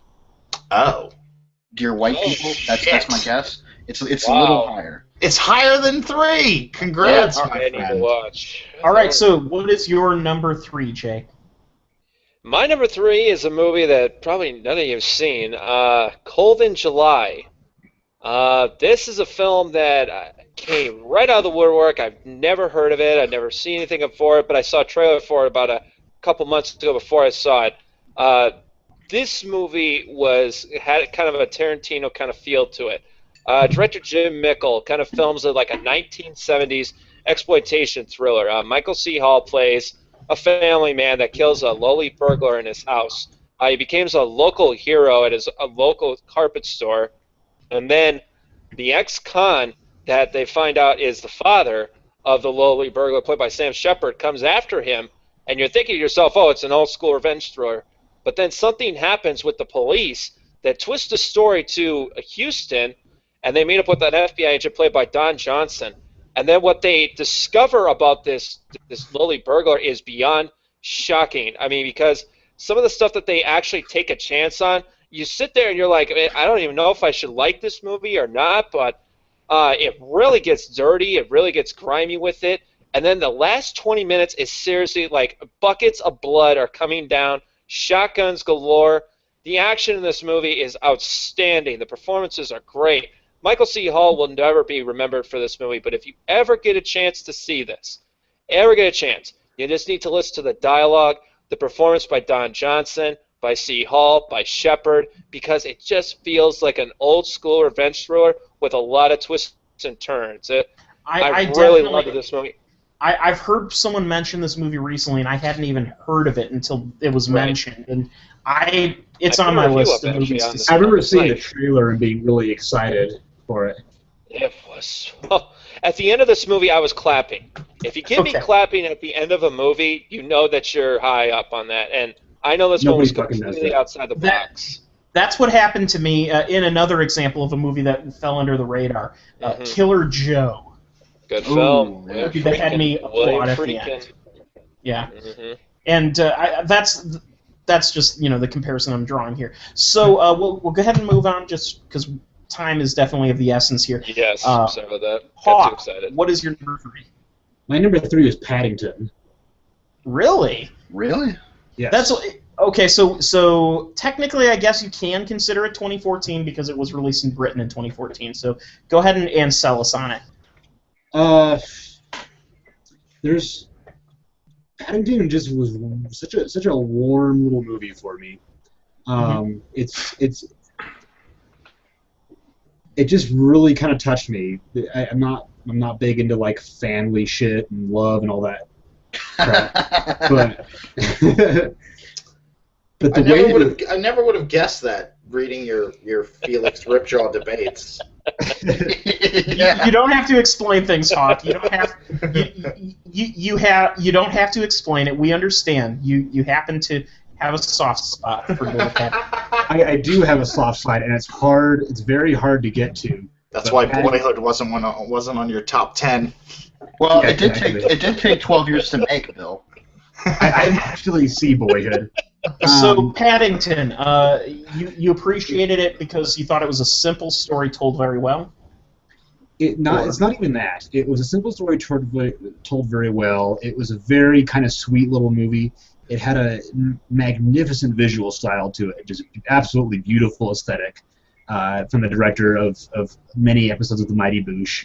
And I don't know, it's a very sweet, simple little film that really just kind of touched me. It was kind of like a Her, where it really just struck a chord. I just had, it was really nice to just be in the theater and see. I don't know what it is, but I have a thing for fucking like animated bears, like Winnie the Pooh. I like Paddington Bear. I like. Hey! Watch the Grateful Dead movie. Grateful Dead. Ernst and Solis. Bear in the Big Blue House. Hey! I don't know what it is about fictional talking bears, but welcome to the Blue House. I thought Paddington was really funny. I thought it was really sweet. You forgot Little Bear. Bill A., you sounded particularly surprised when I mentioned it. Did you see it? No. Okay. But I guess I wasn't really surprised because you gave a glowing review of it one of the other podcasts we did, and I just kind of gave a really because I thought Paddington was a 2015 film. So that's where my confusion set. I think that's one that could go either way just based on its release. Yeah, it's okay. It was released a few months ago. Same thing with Selma and American Sniper. The fact that the guy that directed Mighty Boosh did this, like, I need to see this because there's even like this really wonderful visual thing where the family's main living room, it has a spiral staircase to the bedrooms, and there's this massive mural of a tree on the wall, and the tree changes based on the family's overall disposition. So during a point of turmoil in the film, and the family is all really upset, the tree is dead and all the leaves have fallen off of it. Yeah, it is surprisingly artsy considering the fact that it is a relatively big budgeted kids movie. Yeah. How was Nicole Kidman in the movie? She's fine. She's kind of funny. It really wasn't not the best part of the movie. It's more about the family values and stuff. But she was good. She was good. Good. All right, I got to see that because I grew up reading those books. All right, yeah, Bill A. If you grew up as a fan of Paddington, you'll love it, Jake. I will definitely. What is your number 3, Bill? My number 3 is Interstellar. Oh. I don't know if I really have to get into why exactly. I think it's higher up. Is Jake indicating it's higher up? Okay. Okay, so yeah, we'll just move on then. All right, then. Shit. My number 2 is Calvary. Oh wait, you already did your number 3? Okay, sorry. Yeah. Yes, I did my number 3 earlier. I jumped the gun on it. He's Anyway, supposed. Let him do it. my number 2 is Calvary. And first of all, did anyone else see it? Or I wish I had. I had the opportunity to see it in a theater, but I ended up seeing something else, and I felt kind of bad about that afterwards. I have to credit Zach with telling me to see this movie early in the year when he saw it, because he saw it in he saw it in like March or something. He told me that it is like not just his favorite movie of the year, but like his favorite movie in a long time. It didn't quite top the list for me of the year, but it's by director John Michael McDonough, who did The Guard, if you've ever seen that. Love The Guard. Good. I love Brendan Gleeson. This is a more serious-minded film than The Guard, even though that still had some aspects of it. Starring Brendan Gleeson as a priest, who the movie opens with one of the most just attention-getting lines. I think I've mentioned this several times. One of the most attention-getting lines in movie history. The movie opens with Brendan Gleeson as a priest sits down in a confessional and opens the door and gets ready for confession. And the first lines of the movie are the guy in the confessional, an unseen person in the confessional, saying, "I first tasted semen when I was 8 years old." The moment I heard that, my eyes were... it's like, okay, so that's where this movie's going. Okay, so how was your day? This unseen person in the confessional proceeds to tell Brendan Gleeson that in 7 days he's going to kill him. And not because... he confesses that he was abused as a child by a priest, and he's not going to kill Brendan Gleeson because he's a bad priest, but rather because he's a good priest. And he says, it wouldn't be any good if I killed a bad priest. It wouldn't send a statement. And so it's just this moment where you're just trying to figure out, the sheer level of madness that must be going through this person's mind, and there's just so many emotions that this hits.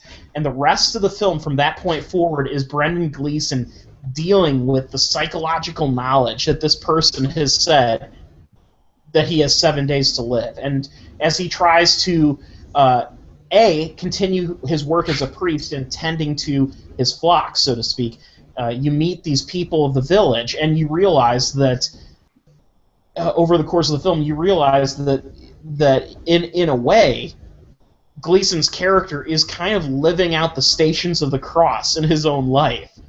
There's a lot of biblical metaphor in this movie that is just fascinating, and I'm not a particularly religious person, but it's just wonderful to see the way metaphor is played with in this movie. The supporting cast, besides Brendan Gleeson, you have a wonderful supporting cast, including Chris O'Dowd, Kelly Riley, Domhnall Gleeson, of course, because he's Brendan Gleeson's son, Aidan Gillen, and if you're a fan of all of stand-up comedy or sketch, or not sketch, but sitcoms, Dylan Moran from Black Books, the British show, is in it in a role of a alcoholic millionaire, and also French.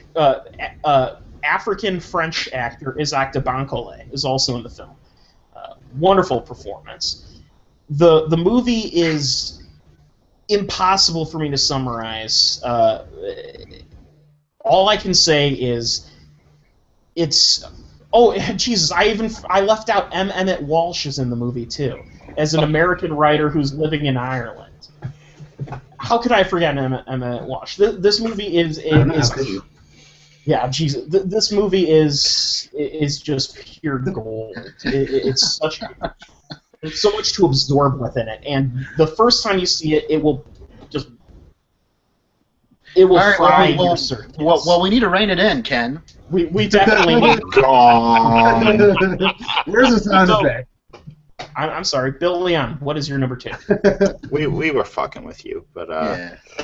my number two is Birdman. Chris That's higher is on my list. higher. So Ow! spoilers, it's number 1. I know, right? Dun, dun, dun, So, dun. Jake, what is your number 2? Oh boy, this was tough between these two films. But number 2 is got to be Whiplash. That was higher up on my list. So. Well, spoiler alert. Oh. Yeah, mine too. No, wait. Number 2. Number 2. What are you, Pitbull? So what's your fingernail. So what's your number 1? My number 1 is Interstellar. I'm Go sorry, ahead, guys. No. Let him just go ahead. Talk about Interstellar. Number 1, number 2 for Bill, or number 3? Number I 3. didn't do my number 2 yet. Hawk didn't do his number 2. Yeah, Hawk, what's your number 2? Yeah, who My said number number 1 2 then, anyway? Well, yeah, you know what number 1 is. My number 2 is John Wick. Oh. Johnny Wick. John Wick was awesome. Johnny Wick. Like when I did the Zach was sending out his list of like divvying up the movies, like rank your top 10 of what you want to review for this for this month, and I was like, John Wick. Well, I heard that Keanu Reeves was going to be in an action movie, whatever. I'll watch the watch the trailer, see what it's at, and I watched the John Wick trailer, and my balls dropped, and I immediately put that at number 1 on my list. Because in a matter of 2.5 minutes, I became so fucking pumped for this movie. I thought you were going to say I became a man. Yeah, in a way. John Wick is certainly a powerhouse of an action movie. I mean, it's incredible. It's like everything that I could ever want in an action flick. It's got clean, coherent action, excellent gunplay, excellent hand-to-hand combat, a good story, good world building, revenge. I mean, this is the action movie renaissance. Like, this is everything. This is the antithesis to everything that's been wrong with action movies in the past few years. Absolutely, it's certainly the best action movie since Dredd, I think. At least, yeah. I mean, it's so freaking cool. It looks like a graphic novel. It's badass. It's nice and lean. It's just so much fun. It creates a cool world. Yeah. I've actually said that I don't think you can make a sequel to this movie, but you could make another movie set in the same universe. And I honestly want to see an entire spin-off movie just about the hotel. Yeah. I do too. But man, he's dead on about those action scenes. Like, you see everything that happens throughout this. No jumpy cam, no shaky cam, no nothing. You're just sitting there and you're watching the entire thing just unfold in front of your eyes, and you're blown away. Right.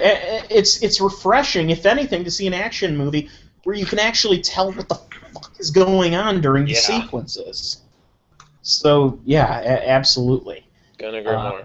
Yo, this is wild. This is wild. Starring Reese Witherspoon. Okay. I take it that's your number 1, Bill? No, but I know what everyone's number 1 is. I know what everyone's number 1 is. Right, so excited. We couldn't help it. It's all right. blowing. It's Bill, what's your number 2? My number 2 is Dear White People. Now it's time to talk about Dear White People. Now it's time for Bill Leon to go ahead and. Should I apologize? Here's the thing: should I apologize for stating against? I don't think you should. I don't think you need to apologize. I think it was a spur of the moment thing, and it's not. It's beyond spur of the moment. Right, so here's the thing. Here's my whole thing: is that I do stand by what I said, and if you sit through a Haunted House 2 from start to finish, Bill, did you walk out of the theater? Of a Haunted House 2? No. Yeah, I had to review it for the sake. You sat from start to finish. I watched it on Netflix from start to finish. Yeah. It's like when Scatman Carruthers would have to do his Bojangles shit in the 50s and in the 40s. So, Dear White People, Bill. In a way. So, and that's the thing. Is like that's what makes it more insulting. Is this little cherry on the top called Dear White People, which is the most abrasive and profound statement about race relations, I think, that has come about in the past 15 years, maybe. I don't know, like a really fucking long time for me. That I know. You know what? I agree with you in that it felt like the kind of extreme statement that like Do the Right Thing was back in the 80s. Now it's a completely different film, but it's the same kind of extreme statement that for its time is a very important statement to be making. Well, I do want to point this out. The black gay filmmaker that made this movie does not like to be compared to Spike Lee, which I appreciate. I'm not comparing him to Spike Lee. I know. I respect your comparison. In fact, I do believe the filmmaker does like Do the Right Thing, but he does not like to be, because I mean, a lot of people probably watch this and try to compare him to Spike Lee, but this film, I don't know, like just from start to finish, it created characters that were used to make a statement, and like it's really hard to pinpoint because there's so many things to say. There's so much stuff to talk about with this movie. I would say the main it is a conversation starter. The main theme of Dear White People that I think left an impact on me is. This is the first movie I've seen that directly addresses the contradictions of what many people are calling a post-racial society. There's a growing movement of people who are saying racism isn't a thing anymore. We need to move past that. When this is not the case. Going back to real quick. I was talking about Ava DuVernay and Selma. She really reminded me of Sam White. Do you guys see what I'm going with this? I can kind of see. I haven't seen her interview, so I can't speak to that. But it's kind of like she's taking this stance that I feel like needs to be retired.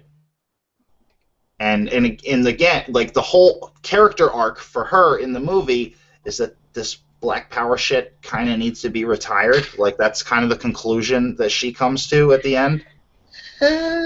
Sort of, yeah. It's sort of a in the way that they go about it in the old school like 60s and 70s version of Black Power. It's kind of this militant thing. They bring up in the movie one of the adults talks to her and I think it was the Allstate guy. The Allstate guy. The Allstate guy, right. Oh. He says, like, at least back in the 60s, we had something to fight for. Mm-hmm. And Which is not... She was like, fuck you, man, Right. Yeah. Which, I mean, I love that attitude, and again, that's what I loved about the characters in this movie. It's like, it's so conflicting. It's because, like... I had to see this movie again. As soon as it was over, I had to see it again, because it was like... At first, I was like, these... And again, going back to Boyhood, these characters are kind of little shits at first. Mm-hmm. But some of them are, yeah. I will take the characters in Dear White People over the kid in Boyhood any day of the goddamn week. Like... Well, the thing about the movie that it addresses is the complexity of addressing racism in a society where, yes, there is a far lower degree of violent racism and overt racism, but the thing is, if anything, it makes the issue more difficult to resolve because it's harder to suss out the root cause of unintentional racism, or for that matter, racism or discrimination which occurs without maybe without someone thinking. It's such a complicated issue to address, and I think the film approached it in quite a novel way. So. Mm-hmm. Yeah. I was in love with this movie. I am in love with this movie. It is fantastic. Okay. I think it's one of the greatest statements since Coonskin. Okay. Mm-hmm. I appreciate that. All right, well, so to be fair, Coonskin was much more angry, but Yeah, it had every right to. It had every right to be angry. Well, one thing that differentiates them is that Coonskin deals with very adult issues. This film deals with like youth issues. And another thing is anger it's changed in that you no longer we're no longer fighting an open field war on racism. It's now gotten down to guerrilla warfare in a way, in that it's smaller, more contained issues that need to be addressed on their own terms. It's an evolving time. It's in the 1940s. World War II was an important war to fight, and it was fought openly with set sides. There were the Axis powers, there were the Allied powers. Modern racism is sort of like the modern day Afghanistan, where you don't quite know where everyone lies and all of their specific issues. There are people who might be perfectly fine around one specific group of people, but they may have a problem with another smaller group. It's not as overt. Right on. So anyway, we do need to move on, though. I think we've covered everyone's number 2, right? Yeah. Mm-hmm. Well, no, wait. Well, yeah, my number 2 is Chris's number 1, so. Right. Birdman? Hawk's number 1. Hawk's the Birdman number 1. Mine all right, let's number 2 for me was Whiplash. Hawk Birdman. Yeah. Since you mentioned Birdman, because Whiplash is my number 1. Let's talk Birdman first, though, since you mentioned it. Okay. Oh, Birdman. Man, what a movie. I'm a child of the theater, so Birdman really struck a chord. You are? I love the theater. I'm a child of the theater. I spent the vast Ripjaw, majority. thespian. I spent the vast majority of my high school years acting on stage. Oh, okay. All right, that's pretty cool. I was the voice of Audrey II in Little Shop of Horrors. That's awesome. Give me some of that. Let me hear some of that. That's cool. It's probably too late in life for that. Yeah. Let me hear that. I want to hear that. It's too late at night for that. My roommate's trying to sleep. It's supper time. I want to hear about Birdman though, because that was my number 4. It was pretty cool though. So a lot of the stress of the theater that they kind of portray in Birdman is fairly accurate. It's not quite as exaggerated as that, but it's kind of like maybe not even the stress, but just seeing these people interact on stage and behind the scenes was very nostalgic for me. I mean, nobody that I was or interacted with was quite as fucked up as the characters in this movie, but it was really kind of exciting to see just stage stuff again. And what really kind of drove it home for me was just the style of filming for the movie. It was all set up in such a way as to be entirely in one take. Yeah. Or to feel that way, yes, certainly. Yeah.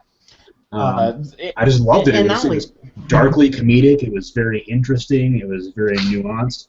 It satirized the Broadway culture, but also the concept of success and failure. And superhero films by using the Birdman voice, which was awesome. Right. I mean, even beyond that, there's this meta aspect to it. Yeah. Which I hate to admit it, but I kind of like meta stuff like that.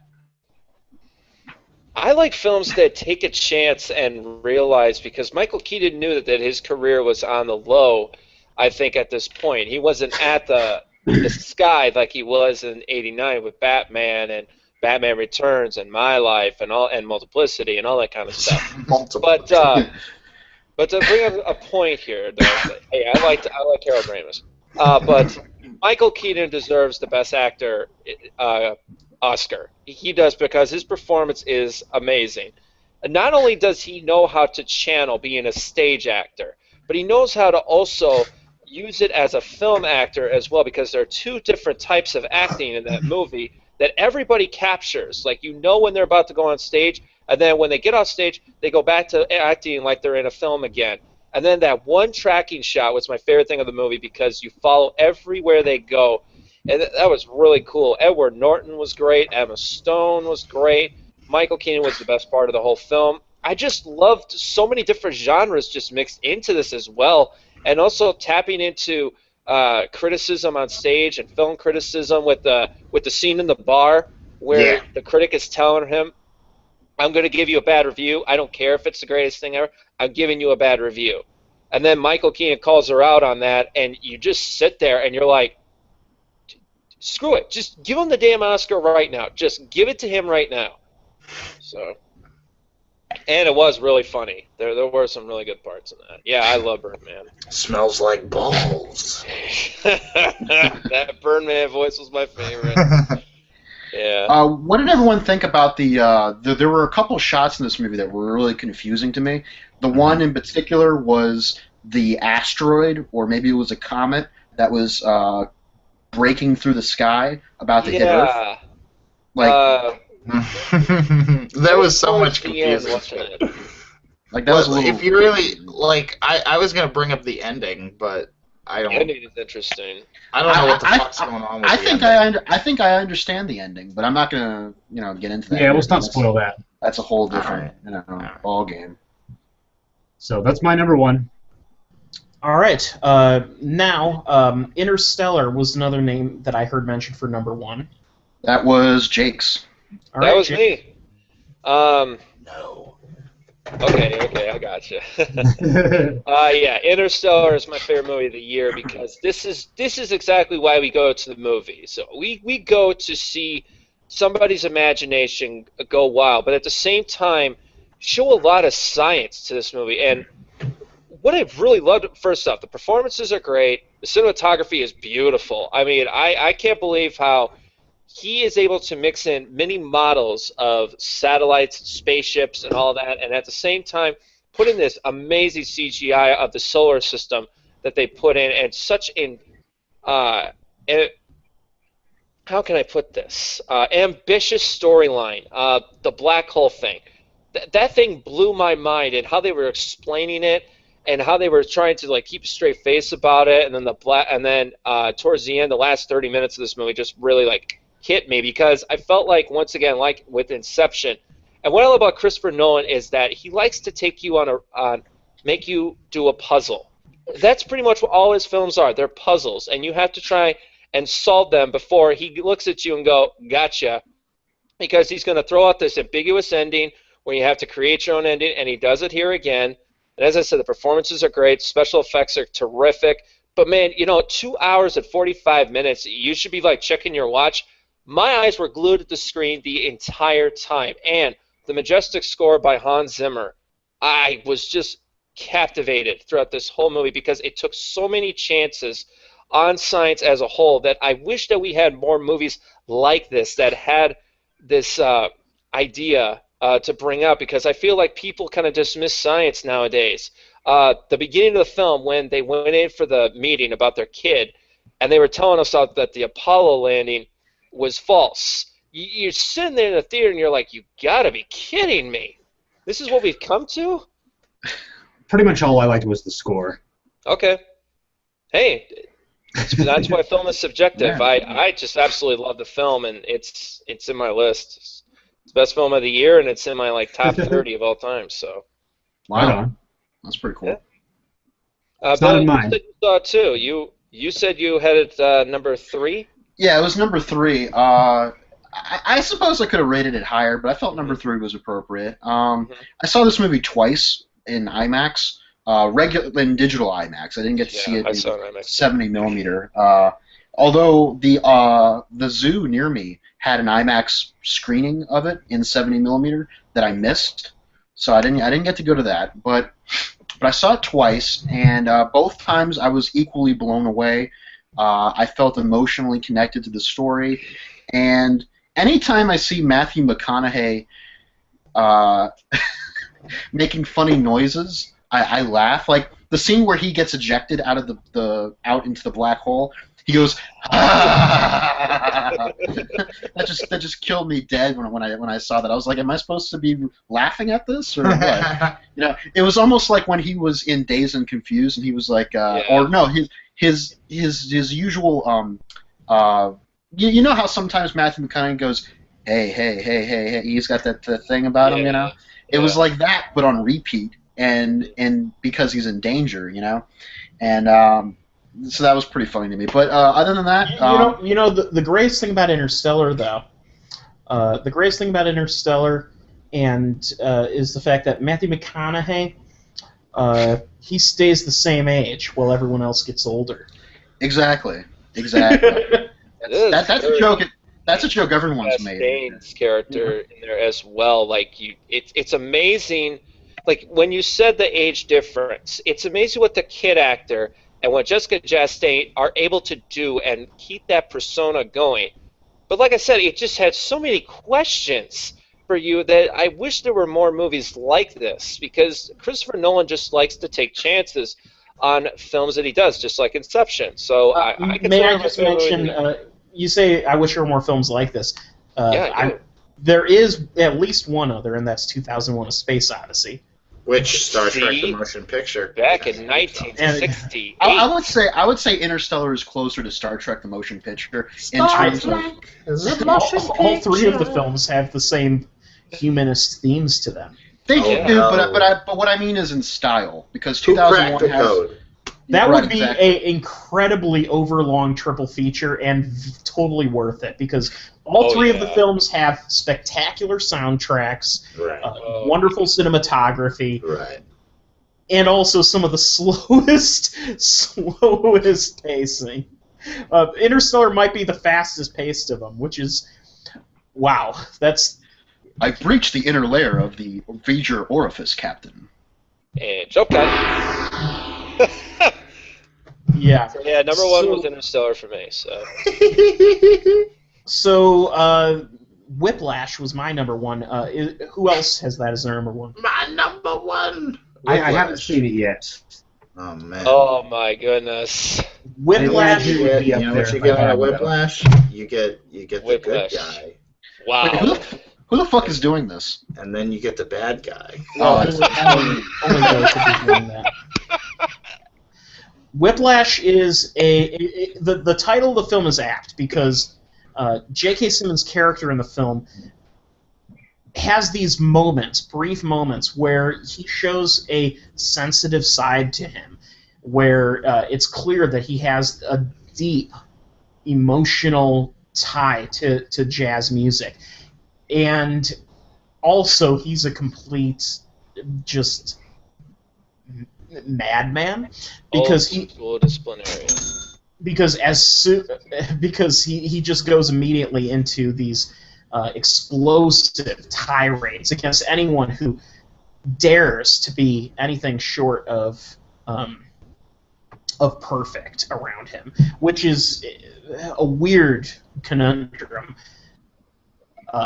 The thing that I think this movie doesn't get enough credit for, though, is the actor Miles Teller's performance. Miles Teller goes through a deep transformation in this film. His character begins the film as a mild-mannered, everyday college-age student who's trying to make his way, and he wants to be good, and he knows that going into this one particular jazz course is going to make him better.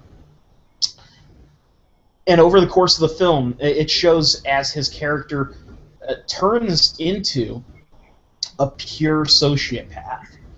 And that's due in no small part to the fact that he's being taught by one. And it's kind of a good warning. I mean, you could almost call it a after-school special of how not to teach a class, because you're going to turn your students into just as big of an asshole as you are. But it doesn't, Not me. Please. Not me. That wasn't me. I swear it. That was not me. Wasn't me. Here's the thing. I'm not even sure if those sound effects are going to wind up on the recording. So they do, but they go do? on. Okay.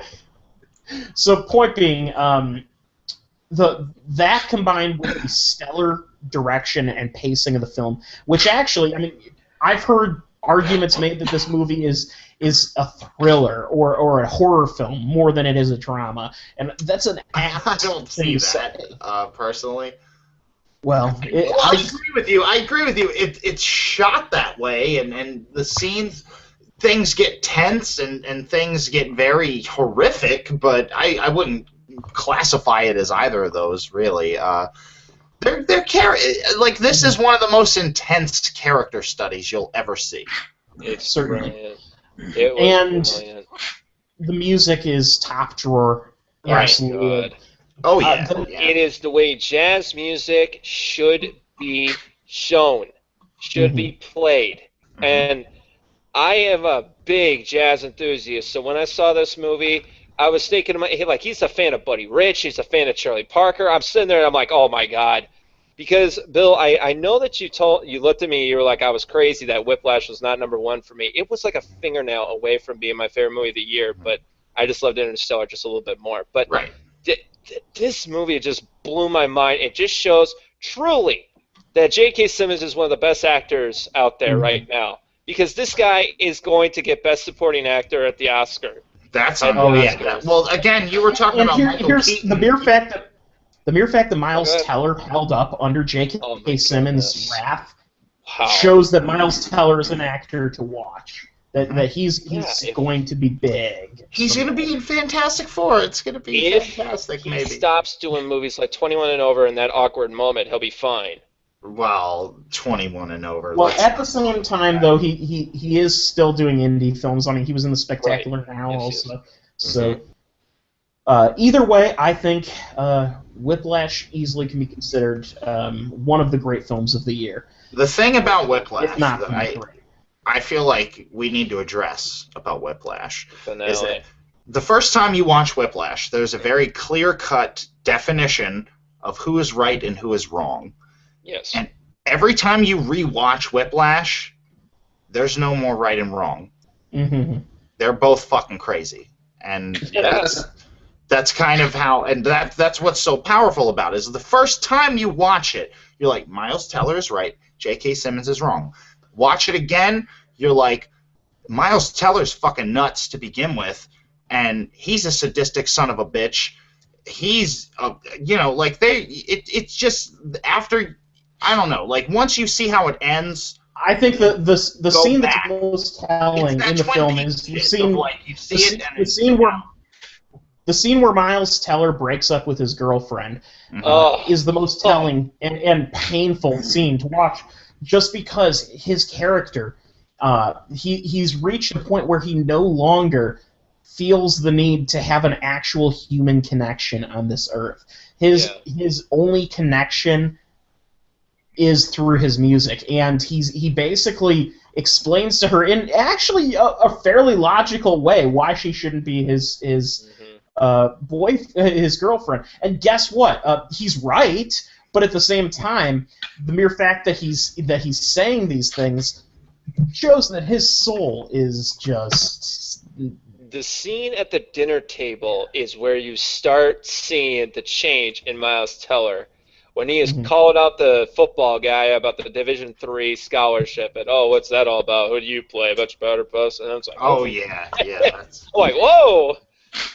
And the way the movie plays with it, because the movie actually messes with you a little bit because it gives you some reason to empathize with his stand being there, and then you realize, wait a second, no, this is beyond just like, I'm not a sports guy. This is him just being a complete prick for the sake of being right. He wants to be the high and mighty. That's what Terrence Fletcher says in the film. He says, "Why can't we have that? We don't get that anymore." That's why I teach in that way, because I want somebody to aspire to be that great, to be that next Charlie Parker. And I sat there and I was like, yeah. Why can't we have that anymore? Because I'm not going to, in kind of a twisted way, I kind of agreed in the way Fletcher was doing it, but not in the extreme way he does, like keeping people till 2 a.m. doing a drum solo.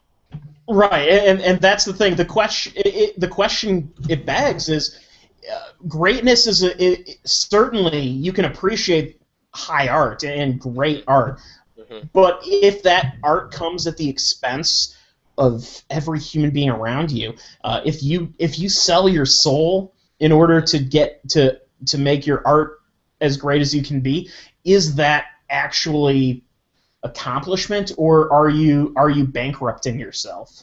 Yeah. And that's the question the movie poses. What a movie. Was there anyone else now that you've told? Did someone else have a number one that we haven't talked about yet? Me. Larson, though. We have to cover it. What's your number one? I'm the last one, huh? My number one is the Lego Movie.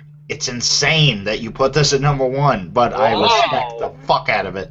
Wow. Why? I love the Lego Movie. No, that's what I'm saying, buddy. I'm right there with you.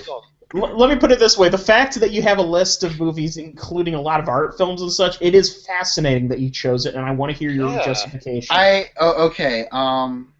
I think originally I earlier in the year, The Double was actually my number 1, and then slowly, I started thinking about it some more as I saw more movies, and I realized no movie really encapsulated everything that I like about cinema more so than the Lego Movie. I agree. In the year of 2014, that is.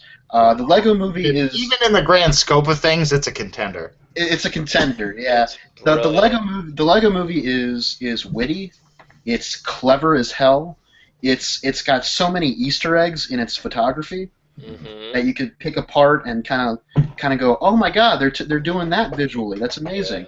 The voice acting, I felt Chris Pratt was better here than he was in Guardians, and I liked Guardians.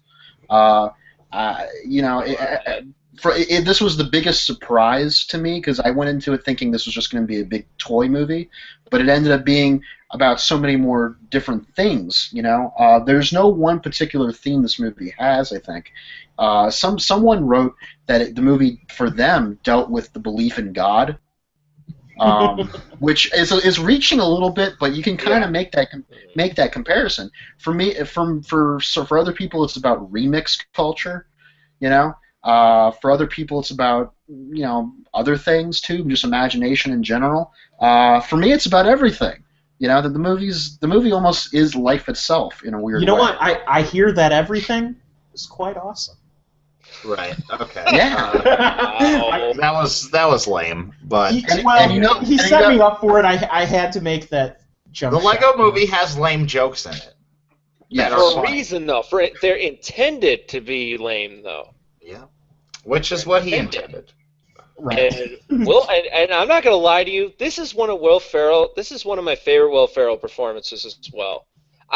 Business. Man alive. Beyond that, though, like There's killing me when he was talking about, hi, I'm president of business. He says, if you don't listen, we'll put you to sleep. And don't forget Taco Tuesday. Tuesday. Listen. And as a father, though, it was a very interesting turn in that there are plenty of people out there who look at Lego, as just pure model building. And it's kind of an interesting.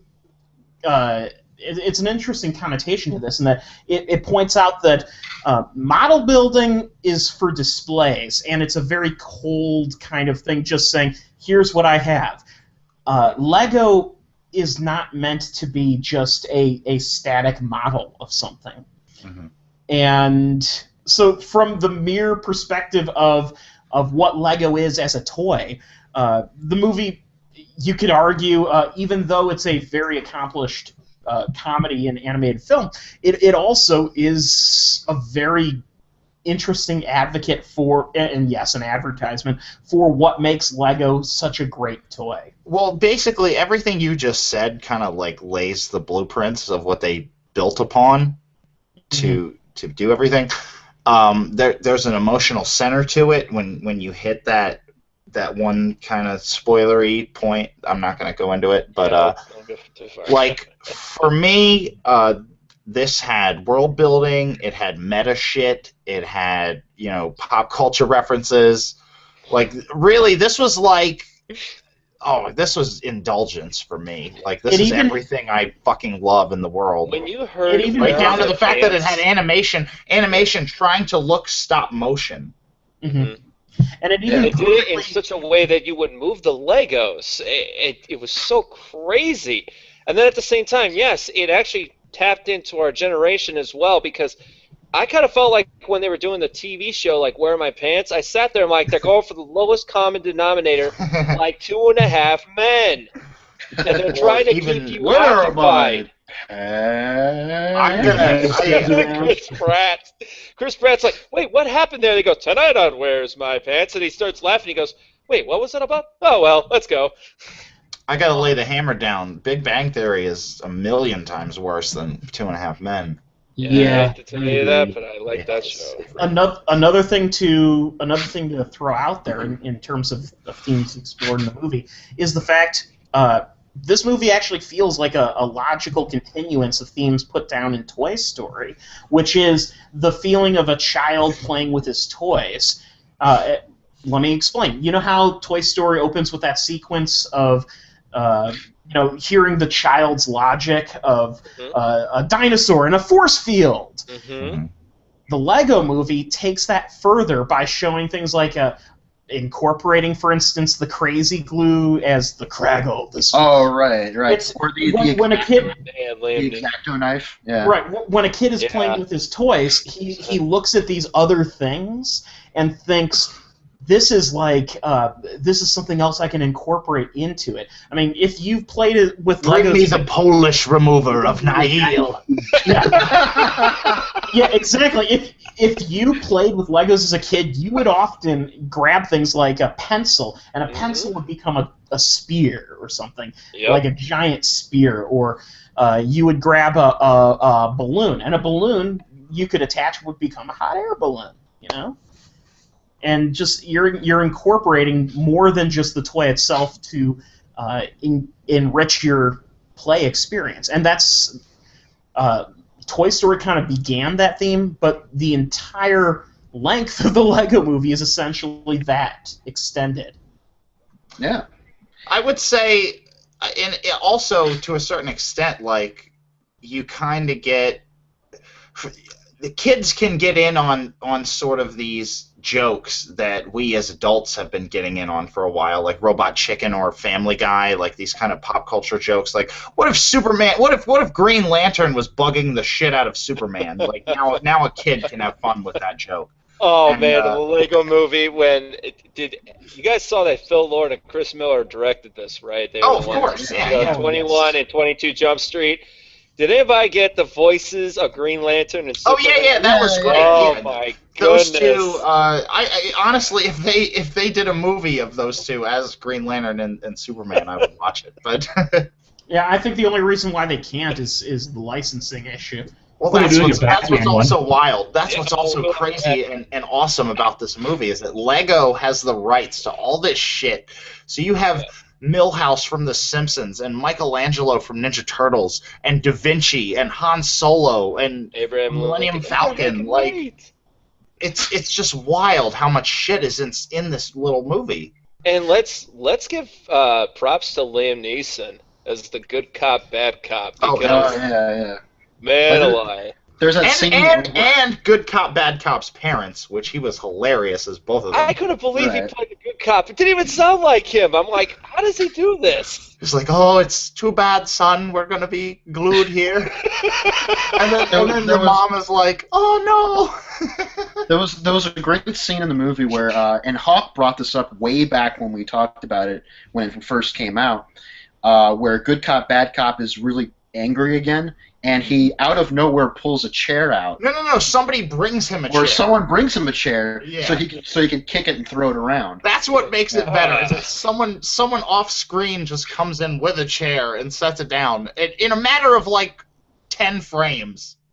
The ship always got to me because when he drops, he goes, "All right, I'm getting out of here." Whoop, forgot something. Oh God, yeah. Oh my God, there's so much to love in this. To this day, honestly, I might. Spaceman. Bill, you putting this at number one on your list may have inspired me. I think I'm going to move this up on my list a lot more. Yeah. And who can forget Alison Brie as Princess Unikitty? Oh, right, she was funny. And Charlie Day, Spaceman, Spaceship. Will Arnett as Batman. Will Arnett as Batman was. I'm not. That's the one thing. Is like I liked Will Arnett as Batman a lot. I don't think there needs to be his own movie. That's a little. That's a little much. Yeah. That's. What the irony of it is this movie is kind of a miracle in that it exists because it takes a corporate property that like Legos and does something with personality and charm and an independent spirit, but then it takes it away when you try to branch off from it and make sequels, the Lego Batman movie, all this other shit. Like it's like Well, one thing to remember is prior to the Lego Movie, there were a ton of straight-to-video Lego movies. Right. And TV shows. There's been a number of TV shows too. As long as they get Lord and Miller to do it, I will definitely go check out the Lego Batman movie. The key is the writing. Honestly, this movie would not have worked if it wasn't for the writing, and I highly salute the Lord and Miller. Yeah. 22 Jump Street is hysterical. Jeez. And I think on that note, it is now. I think this is run quite long, so we do need to bring an end to this top 10 podcast. And what I'm going to just say is we've got a lot of interesting movies coming this weekend. Jupiter Ascending, at the very least. God be with us. Next week is going to be interesting. I am probably going to see all the major releases that are coming up this weekend, just because all of them fascinate me in one way or another, for better or for worse. What do we got, Ken? What movies are there? Jupiter Ascending. We've got Seventh Son. With Jeff Bridges, which looks absolutely horrible, but also because Jeff Bridges' accent in it is so ridiculously bad, I think this could be hilarious. And then SpongeBob movie, Sponge Out of Water. And I'm reviewing that one. Say for the new movies, Black or White. If I can this weekend, I will go check it out. I know I've been just swamped with job applications, so I haven't had a chance to go see it. Okay. All right. So we'll see you all next week, and thank you for joining us. All right. Take it easy. No, thank you. See you later. Yeah.